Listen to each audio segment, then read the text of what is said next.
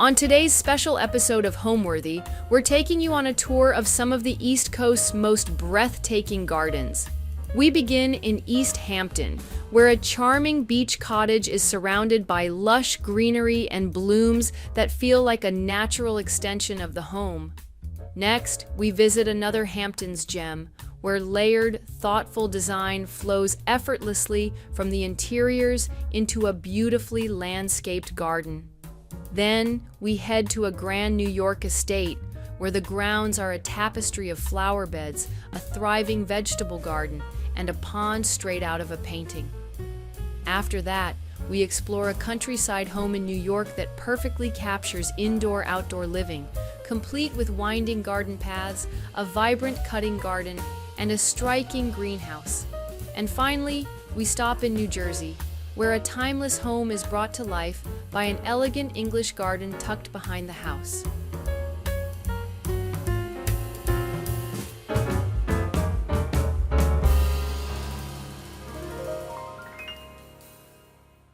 This summer, spend the hottest months of the year in style with Homeworthy as we visit the most extraordinary homes around the world. From the sun-soaked shores of the Hamptons to the classic beachfronts of Nantucket to the vibrant courtyards of Morocco, be sure to subscribe to Homeworthy's summer series to make every day feel like a vacation. You're watching Homeworthy, where we believe every home has a story. Hello, Homeworthy. I'm Michael. Welcome to our East Hampton home. Come on in.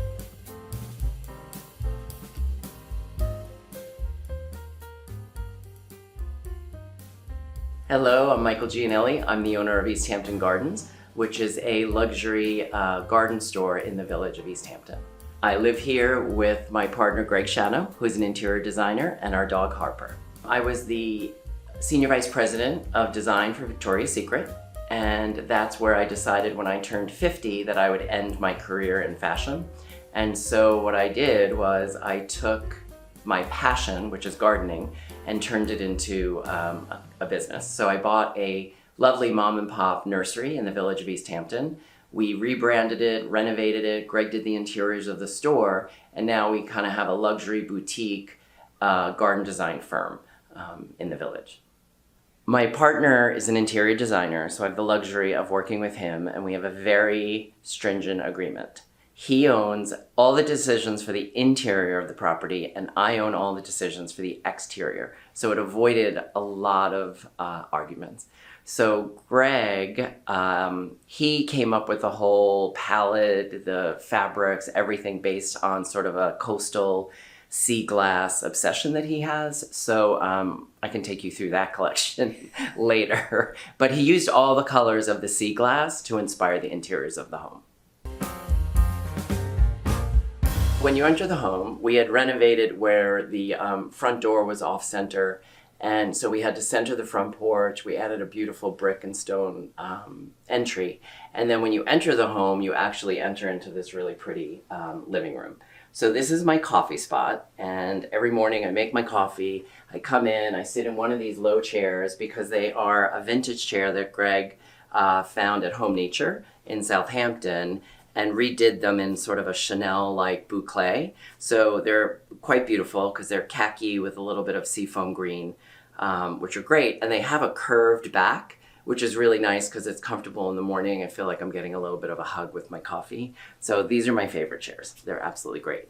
A lot of the home is based in sort of a sand khaki neutral with sort of a seafoam green sea glass color. And then he accented the whole thing with these Blenko lamps, which are really pretty. So as we go around the room, these are just sort of a classic Blenko shape in the beautiful like royal blue glass. And what's great is on a sunny day, the sun will come through these windows and the blue is reflected off onto the floor and everything. So when you enter the home, you're greeted sort of by this beautiful console that we found at English Country Antiques in Bridgehampton. And what we've done is curated a small collection of curiosities. So we've collected some beautiful vintage seascapes, and we always love to like do a collection of an item, whether it's like the seascapes or florals or things like that. And then rounding it out, like I used to travel to Europe all the time, so we've collected some, the Hermes trays. These shells are always found on the beach during my beach walks with Harper. So I bring them home, and the colors always work so well, and the natural textures are like super inspiring. So this is a collection of shells that I collected with my grandmother down in Florida. So she used to live in Port Charlotte, and we would go to Boca Grande Beach and just go shelling. And it was like a really nice time to like hang out with her and just really be with her. So these are all from her house. And when we started decorating the house, we would layer the shells in, and then my mom and dad would come to visit, and my mother would always like want to steal them back. So every time she sees these, she gets really annoyed. But we've introduced them into her house as well. So we have those, and then funny story is Greg was in Paris, and he got me some cute things there. But these little dishes are hysterical because my friend Jed has this amazing antique store in East Hampton, and he has a very eclectic home. So when I go there, I shoplift and I take a few trinkets, and he doesn't even know yet, and he's been to my house like 7 times. So hopefully he won't see that. And then Greg worked with Stephen Gambrell for a long time. So when he started his career, he interned there with Stephen. And Greg was in fashion like I was, and in 2009 decided he was going to have a great career change. He went back to school, got an internship with Stephen Gambrell, and then launched his own career. So these lamps, Stephen would always make, and Greg just had one made. It's a vintage, I guess it's a vintage wine bottle or liquid bottle of some sort, and he had a huge burlap shade made for it, which is really great. So this is always, people come in and they're always like, where did you find a lamp of that scale? So Greg has these made for his clients as well. This was an original 1920s fisherman cottage and needed a ton of work. So it was a very small cottage sitting on a beautiful double lot, but it had overgrown trees. It had, the driveway went all the way around the house and ended in our pool house. So there was no landscaping and there was nothing to the home. It was probably untouched since the 1950s. The best part about the home is the way the garden and the interiors interact. When we renovated it, we added a lot of windows and a lot of doors, and the light really opened up the space. So I can enjoy my gardens from the interior, and what I love about the space is we use all of the rooms. So there's nothing that's like a dining room that's never in use, or a sunroom that's always for show, but we use these all season. We're gonna go into the sunroom now, and the original house had a wall here, and there were 2 windows. So when we renovated, add this big sunroom in. So we did a double height, which is something that Greg and I are always somewhat against, but really going from a lower ceiling height and going into sort of a double height ceiling really gives you a different atmosphere. So when you come into the sunroom, Greg designed this with, Martin was our architect, and they came up with this idea, which was gonna be ceilinged at first, have a high ceiling and then a studio above. And then Greg was like, no, we're just gonna do one big double height sunroom. So what we did is we added French doors and the side windows to really open up the view to the backyard. We added in a beautiful porch there, and then a bank of windows across the front that looks out into the front garden. So you really get the element of sort of the front and back gardens within the sunroom. It's one of our favorite rooms in the house. It has a very beautiful fireplace with a very clean mantle. We argue all the time whether it should stay a wood-burning fireplace or it should go to a gas fireplace, and since I'm in charge of making all the fires, Greg thinks it's probably safer just to have a gas fireplace so I don't burn the house down. But I've managed to get it well, because when I first started making the fires, the smoke alarms would go off all the time and the dog would freak out and go hide. But now I've got it down. So Greg designed these built-in bookshelves, and he's curated and collected all of these books that friends of ours make fun of because they just naturally go with the surrounding space. So they are landscaping design books, garden books, artists, and sort of decorative books for the shelving, and then he's curated them all with these beautiful white vessels and shells. That's Harper saying hello. And so I've started to add in sort of my collection of hotel silver, which kind of just blends naturally. So Greg and I would go to Brimfield and travel across kind of the Northeast and do sort of like the antique fairs. Brimfield was always our favorite. So we would do that one in May, and we started with one or two seascapes, and then it became sort of this obsession to see which ones we could find, which ones we liked, all of that. So what we've done is we had them all over in our other house. So now what Greg did, he curated this wall, and it really is just a beautiful wall of seascapes in different vintage frames, which we just think looks amazing. And it picks up like the whole color palette of the house. This is our favorite room in the house, definitely. It is very calm, serene. I love the way it's curated, and it's super comfortable. So when you have a home with a dog, as you all know, the dog sheds all over everything. I recommend the nylon bristle brush for your outdoor furniture. So I go out every morning, I sweep off all the pollen and the dog hair, and then conveniently store it in these beautiful Chinese vases. So now we're gonna go out and we'll see the backyard through the French doors that lead outside here.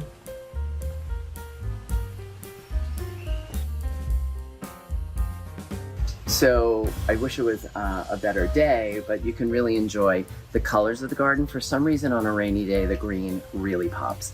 So Greg and I would always travel to Paris and Europe for business trips, and I was always inspired by the grand gardens, especially the Tuileries gardens. And so when it was time to design this low-key garden that I promised Greg, it would be low maintenance and easy to maintain. That did not happen. I worked with my friend Hal Goldberg, who was a garden designer and has since passed, but it's really a homage to him. As Greg says, Hal would do the design. I would take a big red Sharpie and like cross everything out and draw exactly what I wanted. And then Hal had to acquiesce, obviously. So here we have this beautiful pleached LA of hornbeams surrounded by boxwood. And this is really the entrance into the backyard from the entrance court. And then you come in and you see some of these beautiful statuary that we collected from an estate down in Palm Beach. And then you have sort of a French fountain that sits in these beautiful white hydrangea that will bloom. So it's like a cloud of white hydrangea, and then the fountain sort of is in the middle. Behind that is a treillage that was designed with accents of France in California. And so that was made in California and then crated and shipped here. And then the mirror, which reflects the entire length of the backyard, was put in on site here. All right, guys, it's raining, so we're gonna run into the pool house. So come on in. This is our little pool house. This used to be the one-car garage that you would drive up from the street, across the pool, and into this garage. So Greg had the vision of adding a bluestone floor, redoing it with wainscoting, and leaving the raw beams and everything up top. So it looks really finished on the bottom, but then we have the rustic ceiling, which I think looks really great. We have a beautiful vintage rattan set that we bought at the Mulford Farms Antique Show years ago. And then this again from Jack, who owns Jet Antiques. He specializes in these beautiful like chain tables and lamps and everything, so we picked that up from him. So this is where we come after dinner, which we serve on the dining porch. After dinner, we all kind of like come here, hang out, we listen to music, have drinks. It's really beautiful when all the candles are lit. It's just a really romantic place, and it does give you like a really nice view of the garden. So through the windows you can see the fountain, and then out the front I have some espalier pear trees and a French dining set from Accents of France, who did that as well.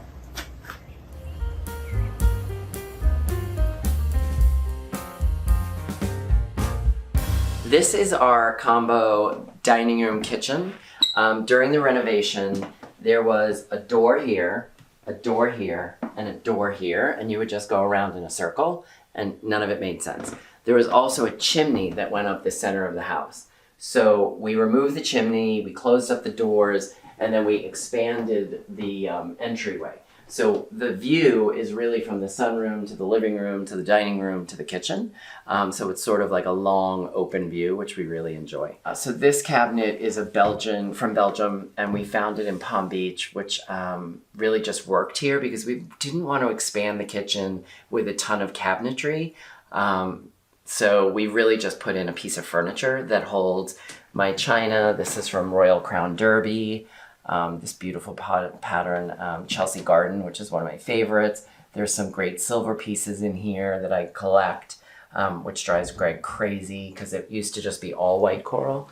And now I've absconded like this one shelf. This is part of my collection of blue and white Chinese import.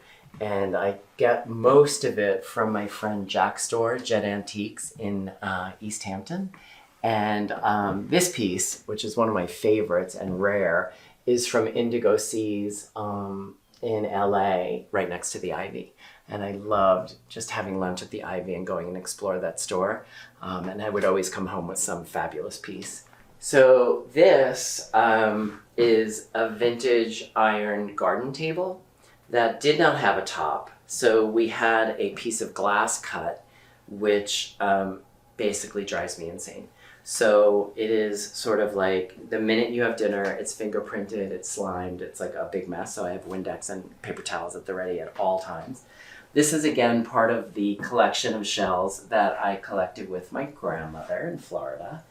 This, which I love, is a antique leaching bowl that I use as a vase, which holds a beautiful peony arrangement for my garden. What's a leaching bowl? A leaching bowl is when they would have these in medical offices and they would use leeches to kind of clean up wounds. And well, you've turned it into something very chic, Michael. So now it's a vase. So this little area is hilarious because we have a friend, Aida Totoro, who came over one night to make us a beautiful Italian feast and then complained the entire time that our kitchen was not functional, which it isn't because we don't cook. So we have things like this in the kitchen, which is sort of acts as a bar. So I have collected a bunch of Baccarat crystal. Again, this is one from Indigo Seas. And, you know, I collect them from Sage Street Antiques, which is my hidden treasure that Greg and I go to all the time. This is a great piece that came from Portobello Road on one of Greg's trips. He got me as a gift. And then here, just more peonies. I love the topiary, which is from Christopher Spitz-Miller and Anthony's store up in Millbrook. They were down here for the Meadow Garden Show. And I have round and square shapes at my store, but they had this amazing triangle, so I had to buy it. And then this is just a sampling of Greg's beach glass collection. So now we enter what my friend Jack calls our service kitchen. Here we renovated. There used to be a big wall here. There was a freestanding refrigerator, brick linoleum, and basically a freestanding stove, and in the mudroom was a washer and dryer. So we removed the wall, we added the soffit, we kind of added in all of this. If you don't know about Pietra Cordosa, it is probably one of the most amazing stones you can use in your kitchen. It does not stain, it doesn't ring, it feels amazing. It's been here for like 12 or 15 years, and it's my favorite stone to use. It's in our city apartment as well. And then here, you know, it's just a basic galley kitchen that we use for basically breakfast shakes, and that's about it. So this is our stove, and what I use it for is display. And I have my hotel silver, my sugar bowl. This is my sterling that I use every day, so I just keep it in this little pitcher. I have my coffee station, I make my coffee, and I go sit into the living room. This is a portrait of Harper. The artist is Beth Runquist, and she is unbelievable. She does gorgeous landscapes, and she does these fantastic dog portraits.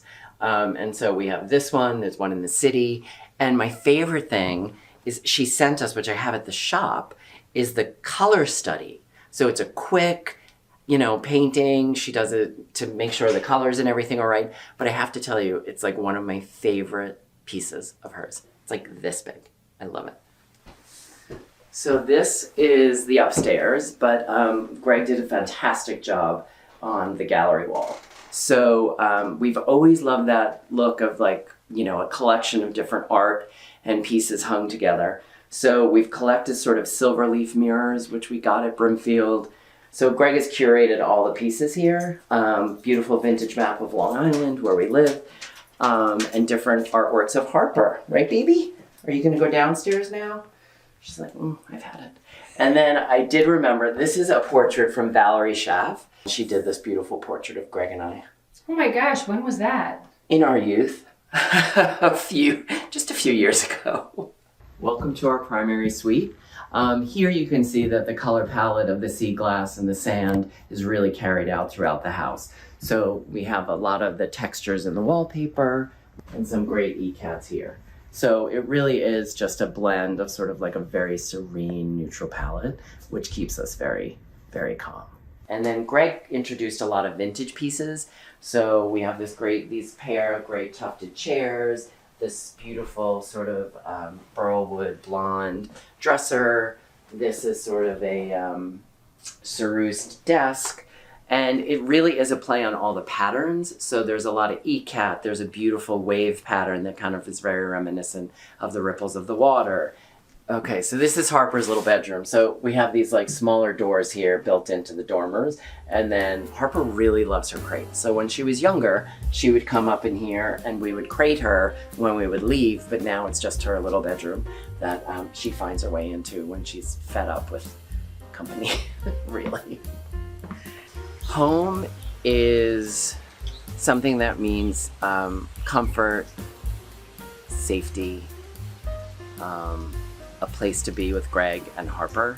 I am very sort of gregarious and I have to do a lot of selling and I'm always on in the retail environment in my store. But when I come home and Greg is here and Harper is here, it really is just a lovely place to just like sit down and relax and spend time binge watching on Netflix or just like cuddling on the couch with Harper. Sorry, Greg, I know she's not allowed on the sofa, but she is always on the sofa when Greg's in Manhattan.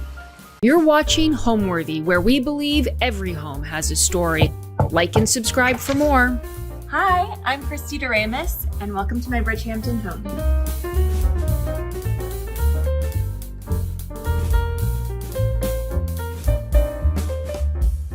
I am a creative consultant and event designer. Welcome to my Bridgehampton home, where I've lived for the past 5 years, and it is my happy place inside and out, so I'm excited to show you around. So everything in my home is collected, and it's something that I truly, truly love. Someone wise told me that if you find something you love, you will always find a place for it, no matter where you are. So that's my theory. So as I shop estate sales, thrift stores, yard sales, dumpster dive, I like to find things that really, really make me so happy, make my heart sing, and then I find a place for them within my home. But because of that, my home is a very collected place. There's tons of prints, tons of patterns, tons of reupholstered and reimagined furniture, and all of it I found piece by piece versus putting it together all at once, which makes it really personal to me. Everything tells a story and everything is a conversation piece, really. So this is the entry into my home, the foyer, and it can be a little bit overwhelming, or at least it was to me, having this huge room to fill up with furniture, but I created a couple of different spaces so that the room could feel segmented and styled, and I'm gonna show you one of my favorite things. This is my statement wall, and I really loved this DeGournay panel, and I wanted to do my entire dining room in it, but I had to pick a little bit of a smaller space. So I chose this smaller wall that you really see when you walk in the door to make the statement that I wanted with the colors that I wanted. And then I picked colors from it to put around the space. My favorite part about it, because whenever you buy decor, you can pick and choose the specific panels and sometimes even customize them, but my favorite panel was the lovebirds. So I knew that I wanted them to be front and center when you walked in. So those are my two lovebirds, me and my husband. And this is a Scalamandre fabric called Marley that is discontinued. I found it on eBay and covered these vintage chairs that were in terrible shape. So that's one of my favorite tricks, is to buy something that has amazing bones and fix it up, put something fresh and new on it so that you feel like you have a brand new piece of furniture that's totally customized for you. So another place that I've done some reupholstering and reimagining is on this bench. This is a Schumacher fabric recovered on a $50 bench that I got from an estate sale and made my husband bring home through the roof of our car. On the weekends, he gets calls from me sometimes asking him to come pick up oversized furniture. This was something that fell into that category, but I love the way it turned out and it has a story behind it. So my theory on pattern and print is more is more.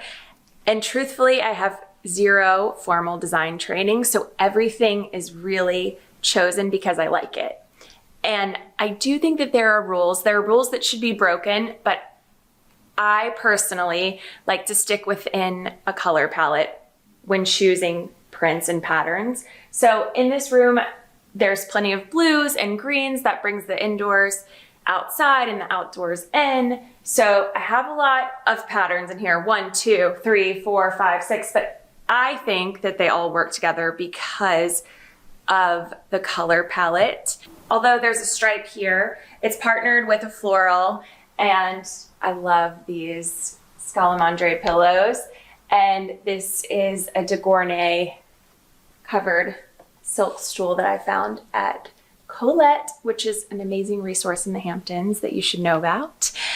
And I really put everything together piece by piece, item by item over time. So throughout my home, art is a big priority for me. I wanted to make sure that all of my art felt really personal. I found a lot of people on Instagram that I've commissioned pieces from, but this one might be my favorite piece of art that I own. I actually picked it up at Round Top in Texas, and it was a series of 3 paintings that was done for a wedding, I believe in Georgia. And my only regret is not getting there sooner because there was only one left. Someone got the other pair. And I saw it and immediately was like, I love this, but how am I gonna get this home? I live in New York City. And as soon as I said that, this amazing woman popped out of nowhere and said, oh, I'll just put it in my truck and I'll bring it back to New York for you, no problem. Like, here's my cell phone number. And we texted, and she's the coolest art collector. And a couple weeks later, it showed up at my apartment. Somehow we fit it through the door, but now it's in my home, and I think I'll have it for a very long time.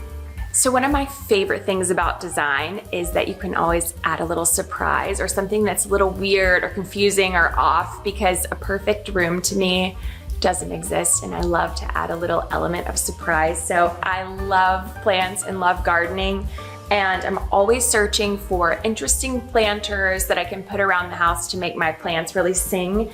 And here at my entry, I have my little alligator planter to greet everyone. And sometimes people don't see it, and then it scares them a little bit. A dog certainly scares a dog, but it's just a little something that makes you smile when you walk in and makes you take yourself a little bit less serious. So I am always at estate sales. There's actually amazing estate sales every weekend in the Hamptons, so call me if you want to join. But this piece, I actually found it at one of the estate sales. It was actually kind of broken in a few different pieces, and the woman was like, just take it. I mean, we got to get this out of here. It takes up too much space. It's broken. So I brought it home and I repaired it, and now it's sort of the anchor of my living room, and it's where I put some plants and just little things that are meaningful to me, my brass crab collection. So from the living room, we're gonna move right in here into my dining room. This table, I still don't know how I found it, but I got it on The Real. So check there for home goods. You might be surprised what you find. And these chairs are so special to me. My dad actually painted them for me. I bought them on Cherish and had them recovered, and he and I did a backyard project and painted the chairs, so they're really special to me. So this piece of artwork might be at the top of my list of favorites. It is a Hunt Sloanham painting, and my husband gave it to me when we had our son last year. So it's very special and sits here in the middle of the dining room. And just because more is more when it comes to color and pattern for me, I had to cover the fireplace in this Schumacher wallpaper because why not? And I think the art sits nicely against it and all of my plants, and it just creates some interest and breaks up this room a little bit. So wallpaper your fireplace, wallpaper everything inside the cabinets, wallpaper it. So one of my favorite things to do is connect with artists on Instagram and hear their stories and support their work. And this piece is by an artist named Millie Sims. She's out of Charleston. And I saw on my friend's Instagram that she did this series of Audubon's Birds of America in her really cool geometric style. And I was like, I need the flamingo. And I called her and she said, oh, that's wonderful. You can pick it up at the gallery on King Street. And I'm like, no, I live in Bridgehampton. And she said, oh my gosh, how did we connect? And it was through Instagram. So throughout my home, there's lots of nods to Texas and Louisiana. My husband's from Texas. I'm from Louisiana. So I have my little Texas bowl and my New Orleans books. This book is actually our guest book from our wedding. So everyone signed the inside, and every time I pass by it, I open the page, and I don't know, it just reminds me of a really happy day. So because I'm a big gardener, I love to bring my flowers inside and put them all over the house. I have tons of plants, tons of flowers, and one of my favorite things to collect are unique and interesting planters, which are not as easy to find as you might think. But anytime I see a beautiful, interesting brass planter, I pick it up, whether it be a punch bowl that I turn into a planter. My plants are my other babies, so I spend a little quiet time in the mornings with my little watering can going around watering all of them before everyone wakes up. So gotta do what you gotta do, but they're all happy. So this is my wing of the house, and you are welcome by my brass bird, Petey. I sit in this window and read magazines, look out over my garden. I'm a big plate collector. I'm into a plate wall, so I've done a lot of plate styling up here. So this is what I like to call my ladies' lounge. And I didn't know how I was gonna use this space when we moved in, but over time, after dinner, my girlfriends and I have come in here for a glass of wine or a margarita and some really good conversation. So I've learned to enjoy it as a little after dinner place to spend some time with my friends and catch up, or just during the day, read a magazine. It's a little Palm Beach granny, Golden Girls all mixed in together with my two favorite colors, pink and green, which go with everything. I have a lot of birds. I'm realizing I have a lot of birds in my house. I think I might be a little bit of a crazy bird lady, but this is actually one of the first pieces of art that I commissioned when we bought the house. It's by an artist named Megan Karn, and she did a duo of these for me on either side of the room. And then I found this also matching pair of benches from Housing Works for $40 and had them recovered in this Schumacher velvet.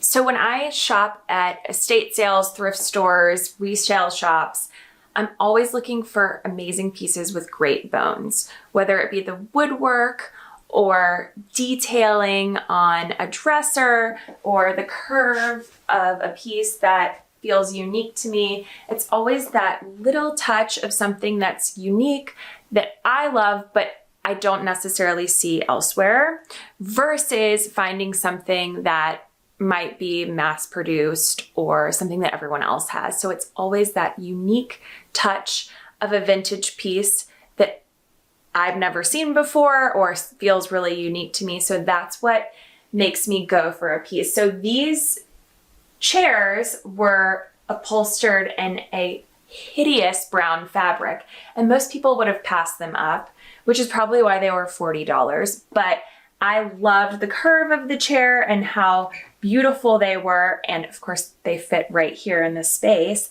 but also a pair. Buy a pair. If you find a pair of anything, always get the pair, because a pair is not easy to find. So believe it or not, the pink and green theme is not over. It continues in the rest of my wing of the house into my pink and green bathroom with my pineapple wallpaper and pink soap, pink art. It's all pink and green. What can I say? I love pink and green. If you go to an estate sale, go into the linen closet, because it's always the last place that people look, but that's where I find the most amazing things that are hand done. And so I keep my tablecloths in here. I need to find a way to catalog them, but all mostly found at estate sales. I love to entertain.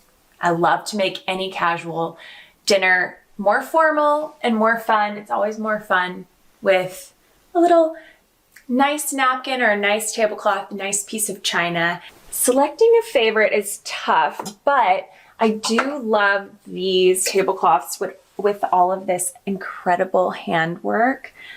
These are super old and I love how detailed they are. You just can't find things like this now. It's just so impossible to find things with this much beauty and detail now if you were to buy it at a mass market store. This is my room where I sort of organize all my garden supplies and my craft supplies. I try to keep it as organized as possible. Look, all my colors are labeled. But in my drawers, I keep my napkins color coordinated so that they're easy to shop from if I'm doing a dinner. Here, some reds and some pinks down here. And it just makes me happy. So now I'll take you into my family room where we spend the most of our time. And I'm not one of those people who can say I hide my TV because it's always on, usually golf.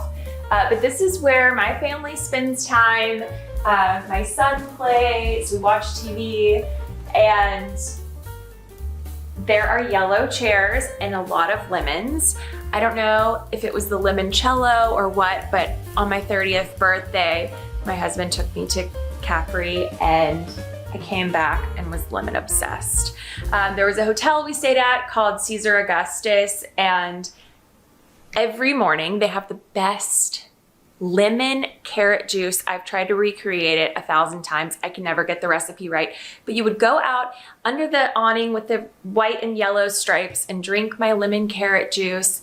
And when I came back, I knew I wanted a lemon room. So among all the lemons in my lemon room, my favorite item has to be this pair of planters, the lemon planters from the Ceramici Castle. And every time I look at them, I'm reminded of my trip in the Amalfi Coast. So because this is my family room, I did choose an indoor-outdoor fabric for the chairs, and I Scotch guarded it as soon as they arrived. So everything is easy to clean, especially with kids running around. The white couches are actually pretty easy to keep clean because you can just wash the cushions or, clean with a little bleach. But this room is very, very livable and family friendly. So with all the pattern all over my home, this is really my sanctuary where I come to rest at the end of the day, my bedroom, where it's cool, calm, serene, and peaceful.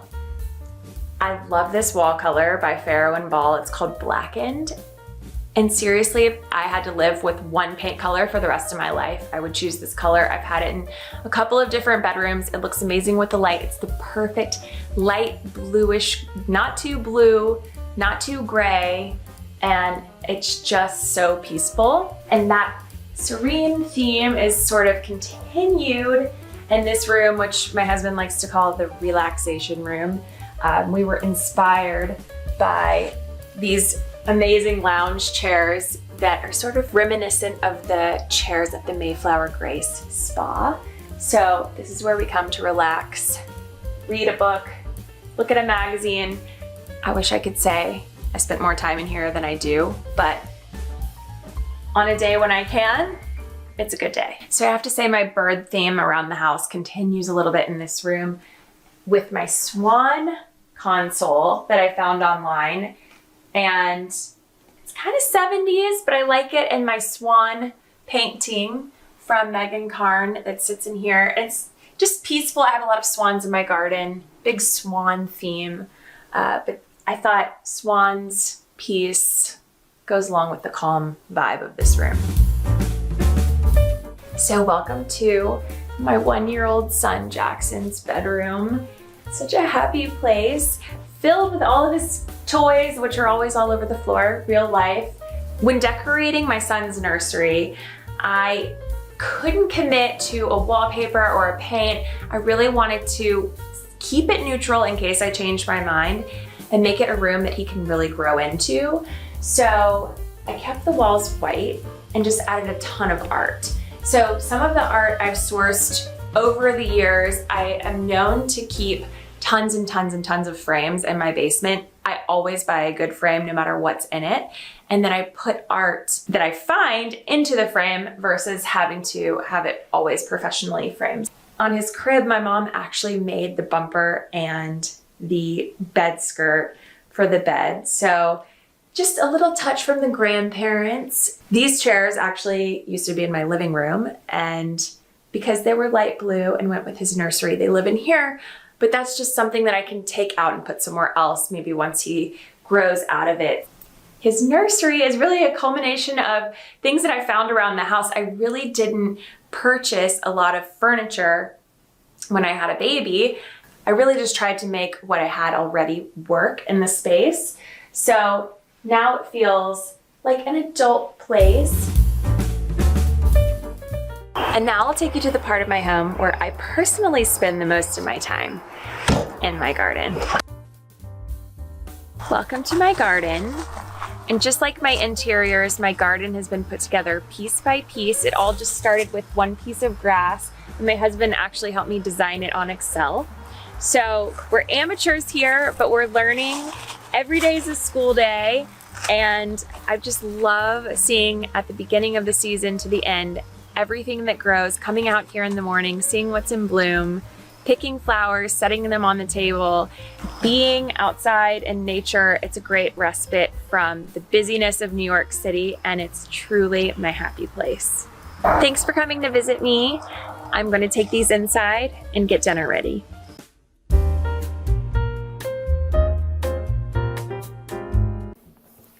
Hi, Homeworthy. Welcome to our house in upstate New York. I'm Katie Ritter. I'm Peter Penoyer. Come on in and let us show you around.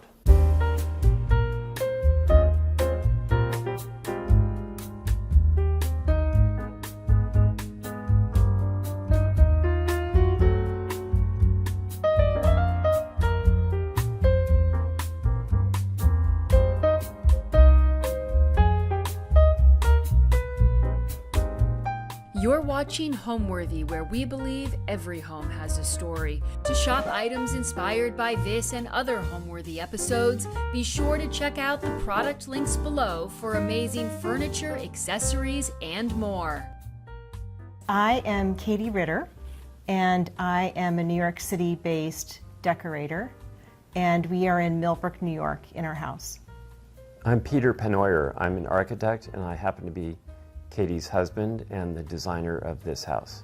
So we are on a mere 6.5 acres, which is a small plot for Millbrook, but we're surrounded by almost 1,500 acres of a wildlife preserve, which is why we occasionally get visited by bears and other strange animals. And we're really happy to be in this rural setting, and Katie's civilized it with a garden. So once we decided to build a house in Millbrook, Peter was busy working on his plans for the house, and I was busy with the garden surrounding the house. When we moved here, we raised the house that was existing, and so there was nothing. And then, as well, at the same time, I was working on the interiors, and decorating comes easy to me, and garden design not as easy. So the decorating happened very quickly, and the garden I really labored over and studied, and to figure out what I wanted to do for a good year before I actually planted. But she did finish her garden before the construction was done, so she beat me to the finish line. Yes. So this is an open plan house. There's only one room downstairs, which is the library, which is also our TV room, where you can actually close the door. Everything else is open plan, but it looks like traditional rooms because the moldings, the openings are framed, the ceilings are all different, and each room has a particular shape. So it doesn't strike people as being an open plan, even though that's essentially what it is. It's very comfortable to be here, just the two of us, or when all our kids are here. You know, this is a town with people who care about the land. So it's all about the farms, the horses, the fields, and there's a big land preservation movement here. So it seemed like a perfect respite from the city.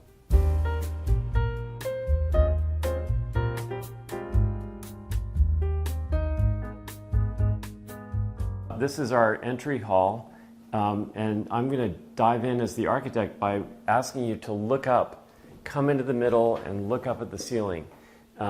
This is an open, vaulted balcony, essentially, which looks up to the bedroom hall and brings light in all day in the middle of the house through this ley light. The pattern of stars on the ley light is actually vinyl stickers, and I actually stuck them on one by one on the glass panes, and the contractor lifted the glass up and put it back into the frame. So that was a really special, almost arts and crafts project, which most people think is paint, but it's an interesting pattern. And we also have lighting behind that window in the ceiling so that at night it bathes the whole space in light. So I love purple, and I rarely get to use purple, so voila, my purple floor. And we then wanted a little bit of seating in the front entry, so I have a little settee there. I loved needlepoint, so I've made all these pillows. Everywhere throughout the house you'll see a lot of needlepoint. It's what I do. And then here we have, this changes week by week. It's not quite dahlia season. So I have, this is called oxalis, and I'll have plants, geraniums, and then flowers later on in the season here. And then I have this collection of little doves. They're actually soup tureens. You could actually drink your soup out of it. Yeah, they're soup although I don't tureens. recommend it. But they're doves, and they're English, and I found a lot of them on eBay and Invaluable, and I've been collecting those. And the table is an American classical table from the collection of the investment firm DLJ. So right. we pick up some interesting things at auction, especially furniture that isn't as popular in the general taste these days. And I also want to point out Abraham Lincoln, because his pedestal is the cabinet that holds the leaves for our dining room table. So these go in one by one, and then suddenly it expands from being able to seat 6 to 12. So it's a double duty piece of furniture. And a lot of things here have a story. We love Sweden, we love Stockholm. These are these Swedish grace sconces from Stockholm. The elephant, I think, was in a store. It was in my shop. I had in between the magazine business and becoming a decorator, I had a retail shop on Lexington and 69th Street in New York City. And yeah, there are a pair of those that didn't sell. And so I have a few things left over from my shop from the late 80s. And then Peter, you have your collection of Yes, so New York City. The photography and the prints are all about New York City and historic architecture and interesting photographers and some of them architects who didn't have work in the Depression and took their hand to documenting the city. from Grand Central to the World's Fair, the Harbor, Steiglitz, Jessie Tarbox Beals, the first woman photojournalist to be paid for her work. So there's a story here. None of them are, I don't think, particularly famous artists, but it's a special collection for us. And then right here, when you first walk in our house, I have an etagere filled with all my garden books and my garden diaries. So these are from the years starting from 2014, and it's by the date of all the different things when I started my sweet peas, when I should start my potatoes, and different notes on what worked well and what didn't work well. So I've got it from 2014 every year for my garden. That was the first year I started. So in the front entry, you know, because this is a second house for us, we didn't have anything. So we really started from scratch. And it was taking Peter's plan and dropping in the furniture. And, you know, a lot of good deals happen at auction. So many of the things that you see here we bought at auction. And a lot of it is brown furniture, which, you know, you get incredible deals because people don't like brown furniture anymore. But so it introduces you to the house, a lot of antiques. We have a lot of antiques in this house, and a lot of color and a lot of pattern. At the beginning, when I was in the planning stages, I was very worried about what Peter would think of what I had planned. But he kept saying, really, just you do your thing. Just decorate and use the colors you want to use. And so I really felt uninhibited to do exactly what I wanted to do. I didn't feel like I had a client. Yes, and I was surprised to get a pink living room. But Katie also was able to incorporate some of the antiques that I found, a couple of them without consulting her, like a big bust of Abraham Lincoln. Mm-hmm. But she was good-natured about all of that. Yeah, there are a lot of busts, as you'll see, in this house.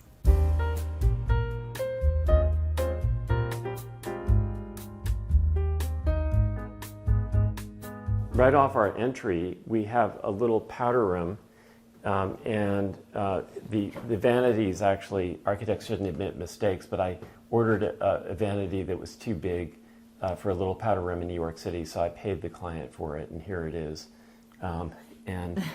It's a Tiffany lamp, and Katie? And I have a wallpaper and fabric line, which is about 12 years old, and every year I add, 5 or 6 different patterns. So this is one that I designed specifically for this house called Turtle Bay, and it is, you'll see, there are a lot of turtles around the house, inside and outside, and an antique mirror that Peter fashioned into a light fixture by adding sconces, drilling through the light. And a big picture from our wedding day, enlarged from 35 millimeter negative, of us driving off in the car that we owned then, which had been painted for me by Keith Haring. So we'll head into the library now. This is during COVID. This was Peter's office. It's a little library. It has our books. It doubles as a TV room behind this cabinet. It's a cozy spot. I mean, well, Peter, you spend the most time in this room. Right. It's the only dark room in the house, and I love it. And these saturated colors on the wall is a perfect backdrop to this collection of American manuscripts and map and photographs and tintypes and bits of history that I like to collect. And purple is the theme of this house, as you can tell already. So the walls are deep, it's called mulberry, and it picks up some of the purples in the floor and in the dining room walls, which we'll go to in a minute. And like so many things in this house, we've collected them over the years and in our travels. The brass lamps with these wonderful balls are from Stockholm again. The prints and photographs I've collected over the years, and their various objects that we found in our travels. The window treatments, a lot of the things we have in this house are Swedish influence, like Peter was telling you about the sconces in the front entry. This is a Swedish fabric from Jobs Hand Truck, is a company in Sweden. But this is a classic Swedish design. Joseph Frank was the big influencer in Stockholm, and I'm sure Jobs hand truck, that designer, was influenced by Joseph Franck. And then more needlepoint and... well, that's Katie. That's your needlepoint. Katie's needle-pointed pillows all over the house. Yeah. So if you look out the window, I love having fresh flowers during the season, which is, branches in April and May, peonies in May and June, and then many flowers in August, September, October, including dahlias. So out here I have, I don't know, maybe 100 peonies. They're mostly three varieties. They're very fragrant. Above them are crabapple trees. But that's really a place where I pick my peonies in May. You may not be able to see this, but the glass is imperfect. It has waves in it. Mm-hmm. It looks like glass from the 18th century. And it's insulated, so it's environmentally, performing, but it distorts a little bit, and that was intentional. This is a restoration product that's used on historic preservation, which we love. So I've been interested in historic American architecture since the beginning of my career, and I've been lucky to work with wonderful partners, one of whom helped me design this house, Gregory Gilmartin. And this is really a confluence of Greek Revival, Latrobe, and all sorts of other architects who've influenced my firm's work over the years. But it is a distinctly American house. The other thing is, even though it looks historic, in fact, some visitors think it's been here for a long time, which I take as a compliment. Mm-hmm. It's technically very advanced. Our electric bill is very low because we have special insulation and other environmental features. So even though it looks like it might have been here for 100 years, it really is a newfangled thing. We're stepping into the living room from our entry, and you'll notice that we don't have doors. Instead, Katie put in these curtains, which keep the space open but give it some definition. And it adds some softness to the room. It also, I have them flanking on this is facing east and west, and it's just nice to have more fabric in this room. But I started it with this antique Ushak carpet that belonged to Dodie Rosecrans, actually someone I worked with at House and Garden in the 80s. It was from her house in San Francisco. So a few things that are important to me is my grandmother's settee, actually my great-grandmother's settee from her house called Steen Valachi, further up on the Hudson River. And we have, a seating area here and a seating area facing north. And it's just a cozy spot. I mean, it took a while to figure out, how we were going to use this room because it's very long and it opens up to the dining room, which we'll go into next. But in the winter, we have fires, a lot of fires. We play games in here. The kids tend to come more in the winter for some reason. So this is really our gathering spot, and it's just a very comfortable room. The walls it's a pink tea paper from de Gournay, and the valance up here is an embroidery from Penn and Fletcher. It's a embroidery shop in New York that I've worked with for years, and Ernie Smith is the owner, and he's just very clever. So I was lucky to get that detail in this room. And then a lot of upholstery and antiques. And just collections from everywhere. This chair I had in 1984, and my client who owned the Mark Hotel at that time loved it so much that she made it the model for all the chairs in the first restaurant that we designed at the Mark. It's no longer there. That was a long time ago, but this is, and Katie, for instance, this lampshade, didn't you find that as a scarf in some thrift shop? And I found it in Hawaii. It was actually a bullet-ridden fabric shop in downtown Kona. It had literally bullet holes in it. It was going out of business, and it's a pink rayon fabric, and I really love details, and lampshades are very important to me, and I like finding vintage textiles and coming up with unusual shaped lampshades and unusual trims. Katie and I love sculpture, and if you look around the house, you'll see a dozen birds. Our favorite one is this American eagle, which is very early. It's late 18th century, and another auction find, and it really draws your eye up to the height of the ceiling. This is City Hall. We bought this at Bukowski's in Stockholm, and it's just such a pretty painting, I think, with everything against the pink walls. This is called The Spirit of America, and she's sitting on this mammoth pedestal that's actually a cabinet where we keep some of the dinnerware. And we also have this, our friend Petunia, the taxidermied skunk, and busts of my father and his twin sister made in 1925 on the mantelpiece. My favorite room in the house is this living room.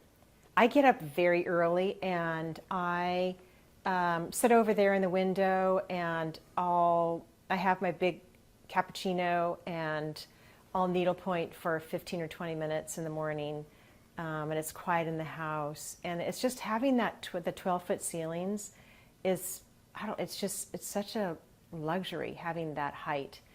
And it's so, we live in New York City, so the light quality in here is really incredible. As I said before, having all the exposures, you really see every direction, and it's just a very pleasant room to be in. Stepping into the dining room, we have these two curiosity cabinets that are built in, flanking the arch, which comes between the living room and the dining room. And we have a plaque from the Dachshund Club of America in 1912. We have medallions, we have glass, we have all sorts of objects. And I'm going to point out two things. One, in my office we do 3D printing. This is a model we printed of one of them in the office. This is also a printed model of the doorknob design for the second floor and the final doorknob. So this is a little group of things from my office. My favorite object of all is this amazing alligator that was carved from a whalebone by a sailor on a whaling ship in New Bedford, Massachusetts in the 1850s. The architecture of the dining room is different because unlike all the other rooms which are squares or rectangles, this one has two bowed walls. One is a bay window that looks out towards the lake and the porch, and the other is the bow that heads you towards the kitchen. So it has an interesting and unusual shape. This is a carved glass sculpture from Mexico, and his name is Feliciano Bajar. And I don't know how I stumbled upon him, but I did. And I've been buying him for about 10 years now. And for a while I was buying one for every client that I had. And this one we bought at auction in Chicago. I don't know, I was not paying attention when it came to my own project, but we got it here and I didn't realize it was going to be this big. Did you? It's huge. But I was imagining they normally are about 24 inches in diameter. This came in a huge crate. We couldn't understand why this big crate for this little tiny Feliciano Bajar, but sure enough, we found a perfect spot for it in the dining room in front of the window. Yeah, he does this amazing thing with the glass, creating these multiple layers of view. And it's all made with reclaimed auto parts from some junkyard in Mexico. So these are transmission shafts and gears. And we love the fact that he's working with this reclaimed material. The carpet follows the curve of the room, the table's round, and this is an articulated table based on the Jupe model, the antique in England. So as you turn the table, the leaves all come out of the center, and then you put new leaves in. So it's a really practical table. So normally the table's expanded. Katie does the tabletop. I'm in the kitchen cooking. That's my passion on weekends especially. Peter's the cook. And so what we do is we put a tablecloth on the kitchen island so that everyone can serve themselves. So it's not formal. We don't do serve dinner. It's the country. Yeah. And we keep the wine on the table so people can pour as much as they feel like drinking within limits. And we it's a wonderful room to be in, and we love the round table because it keeps the conversation open and keeps everyone engaged. So Peter and I met in 1988. I was working for House and Garden magazine, and Anna Winter had told me that she wanted me to do a story on young people who live with inherited furniture, and she gave me a list of people that she thought I should contact, and one of them was Peter. So I met Peter, I went to his office, and at the time I'd been at House and Garden for 4.5 years, and I really wanted to be a decorator. And so I had told him this when we were talking to each other in his office, and really that's when I changed careers. Peter convinced me to come work for him, which in the end it didn't work out. We got engaged 4 months after we met, and then 5 months after that we were married. And it just was kind of a natural segue from the magazine business to what I'm doing today. I had some very interesting clients when I started out. My first project was the loft for Isabella Rossellini, and we also we did Keith Haring's Pop Shop, and I think that kind of client attracts the attention of someone like Anna Wintour.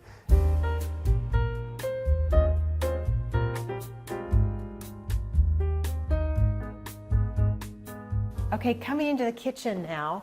I like to design kitchens so that the cook has the cooking area and everyone else can enjoy being there without being under your feet.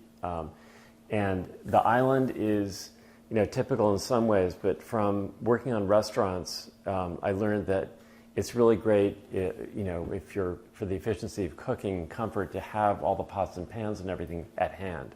So we had this étagère built with glass shelves. There's lighting built into it, and we later acquired these prototype light fixtures that happen to fit right over.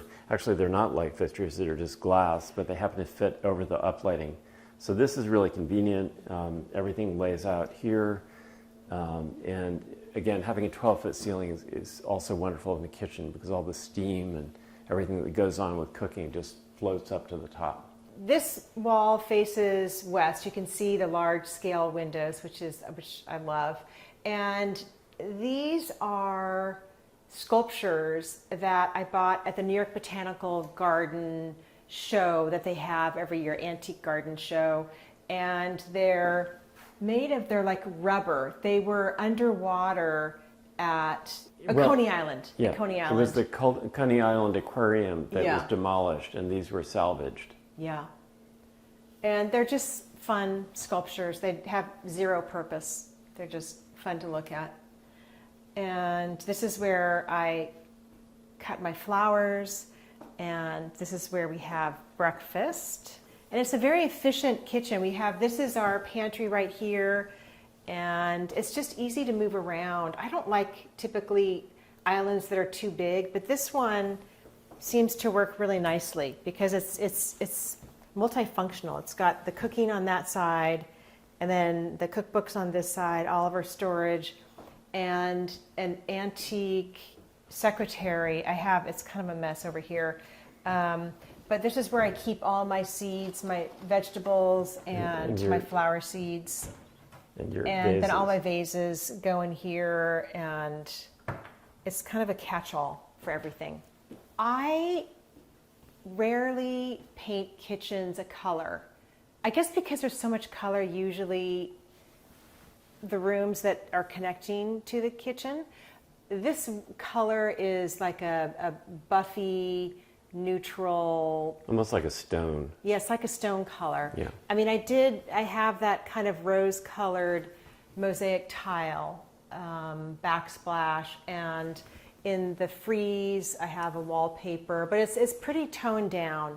In designing kitchens, I like to organize all the cabinetry in an architectural frame so that the cabinets don't look like they were just delivered and put in a row. So it really becomes part of the system of paneling. So these are very ordinary, mass-produced cabinets. They're not custom, but they're all flanked by symmetrical panels. And it just helps organize the kitchen, makes it feel, I'd say, cleaner and simpler. When you walk in the house, I like people to look up. In fact, sometimes I tell people to look up because we have a lay light or a window in the ceiling of the second floor that you can see from the front hall. And it's surrounded by a round opening.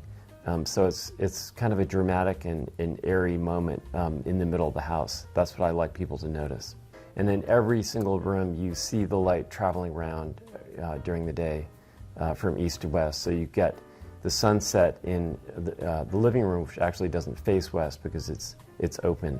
And the details are, traditional, but somewhat different and more abstracted. So let's step right into the stair. So Peter had told me that because of the scale of the room, I really should have a wallpaper. And we had been traveling to Berlin, right? We're in Berlin. Yes. And there was a lot of sgraffito outside the buildings, it looks like carved stone. So you've got decoration on the outside of the building. So that's how this happened. By the way, the landing up there has the best view in the house because you can see both our pond and the lake. The stair rail Gregory designed, it's like a Chinese Chippendale pattern. And this round column is actually hollow, so if you look at it from above, it's quite something that they were able to make this curve so perfectly. I call it the Pringle. And if you look at the outside, you'll see we have sculptures of our dog on the outside of the stair.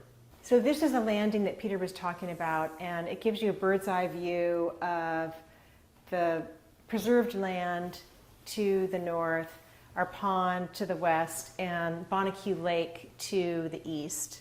It's a pretty good view up here. You see my peonies, and Peter was talking about the bear. He lives somewhere over there because we have a camera on the house, and he would come. I think it was a baby bear. He comes in the fall, and we have red cushions, and he comes and he throws the red cushions all over the lawn. We finally backtracked and saw the camera, and it turns out he grabs them, chews them, and throws them all over the place. Here is another Feliciano Bajar that I just found recently in our storage room in the basement. A little baby Feliciana Bajar. So if we keep going, we can go up to our daughter's room. This is my own little curiosity table. I love collecting sea glass and rocks, and I polish things that I find on the beach. I polish this shell. So here we're back at the center of the house where we can see all four directions. And if you look down, you'll see the entry. And it creates a shelf that has marble sculptures on it.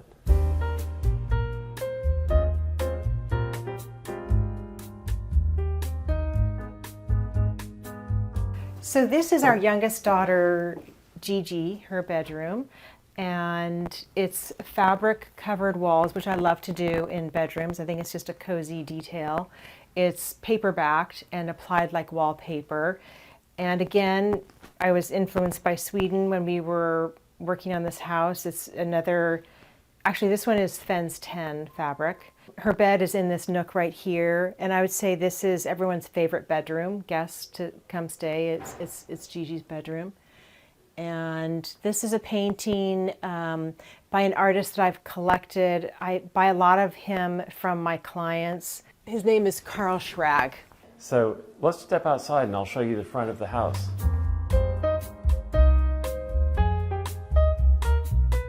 So I'll tell you a little bit about the architecture of the house. It's a clapboard house. It seems to be Greek Revival at first glance.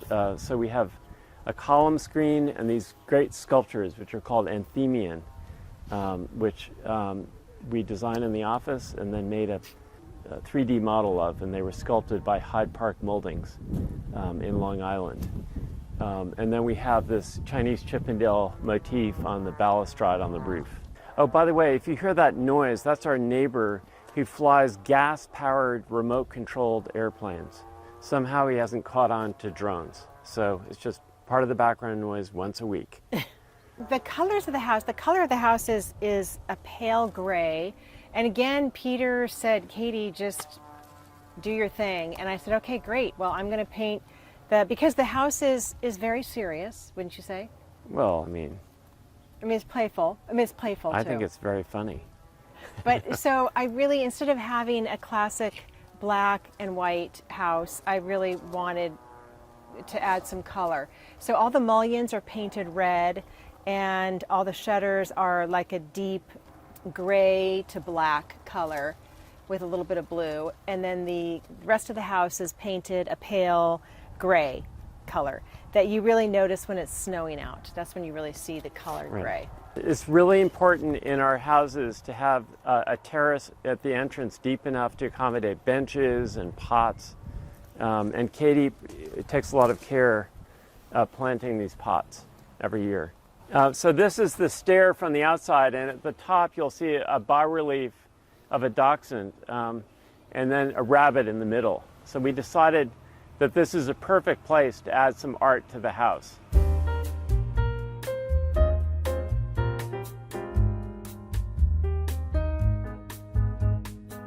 This is my garden, and it's enclosed by hornbeam, and I wanted instant gratification. So when we built this house 11 years ago, we bought mature hornbeam. So all the way around the perimeter, you see hornbeam that conceals a deer fence. I go to garden shows and I buy a lot of plants, and some work, some don't. I know my zone and what will work. I have an irrigation system that runs all the way through the bed, so I don't have to worry about when I'm not here Monday through Thursday about it being watered. And then we have this area right here, the pergola that Peter built for me. It's just a very simple structure. We have lunch out here and we have dinner at this table. And we have a seating area over here with, again, another little turtle. This garden really looked good from the get-go because there was nothing here, and we laid an irrigation system down, and I was not dealing with clay soil. We put all new soil in the beds. So it was really not a frustrating experience for me because I had such good drainage. It drains, everything is irrigated from my pond, which is west of us. It's piped up and it flows all the way through all these beds. And then any excess water flows back into the pond. So I would say the most important thing for a garden is to have good drainage because not a lot of plants like to sit in wet soil.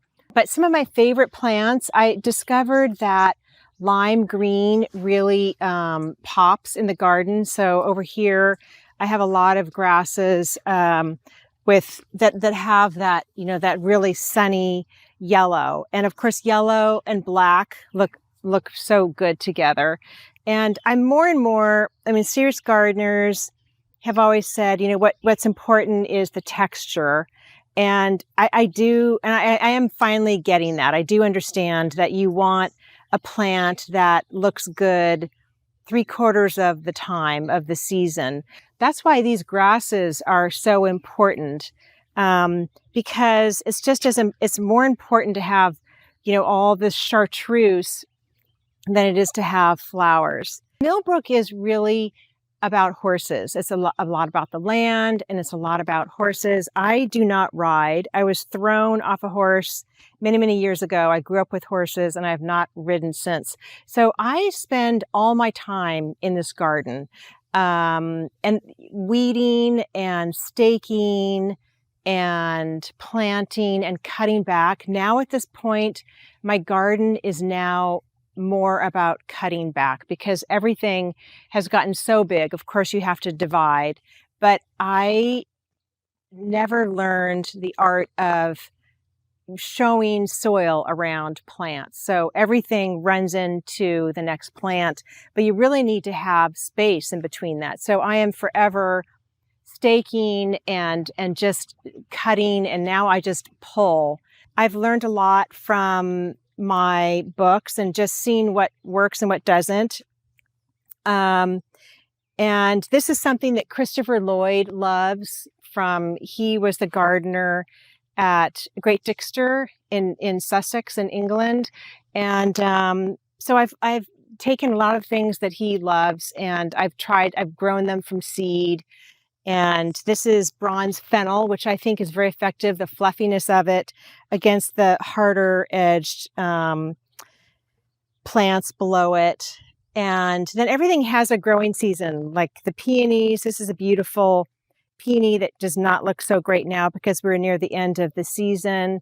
And this self-seeds, it just comes up all over and I yank out all the ones I don't want.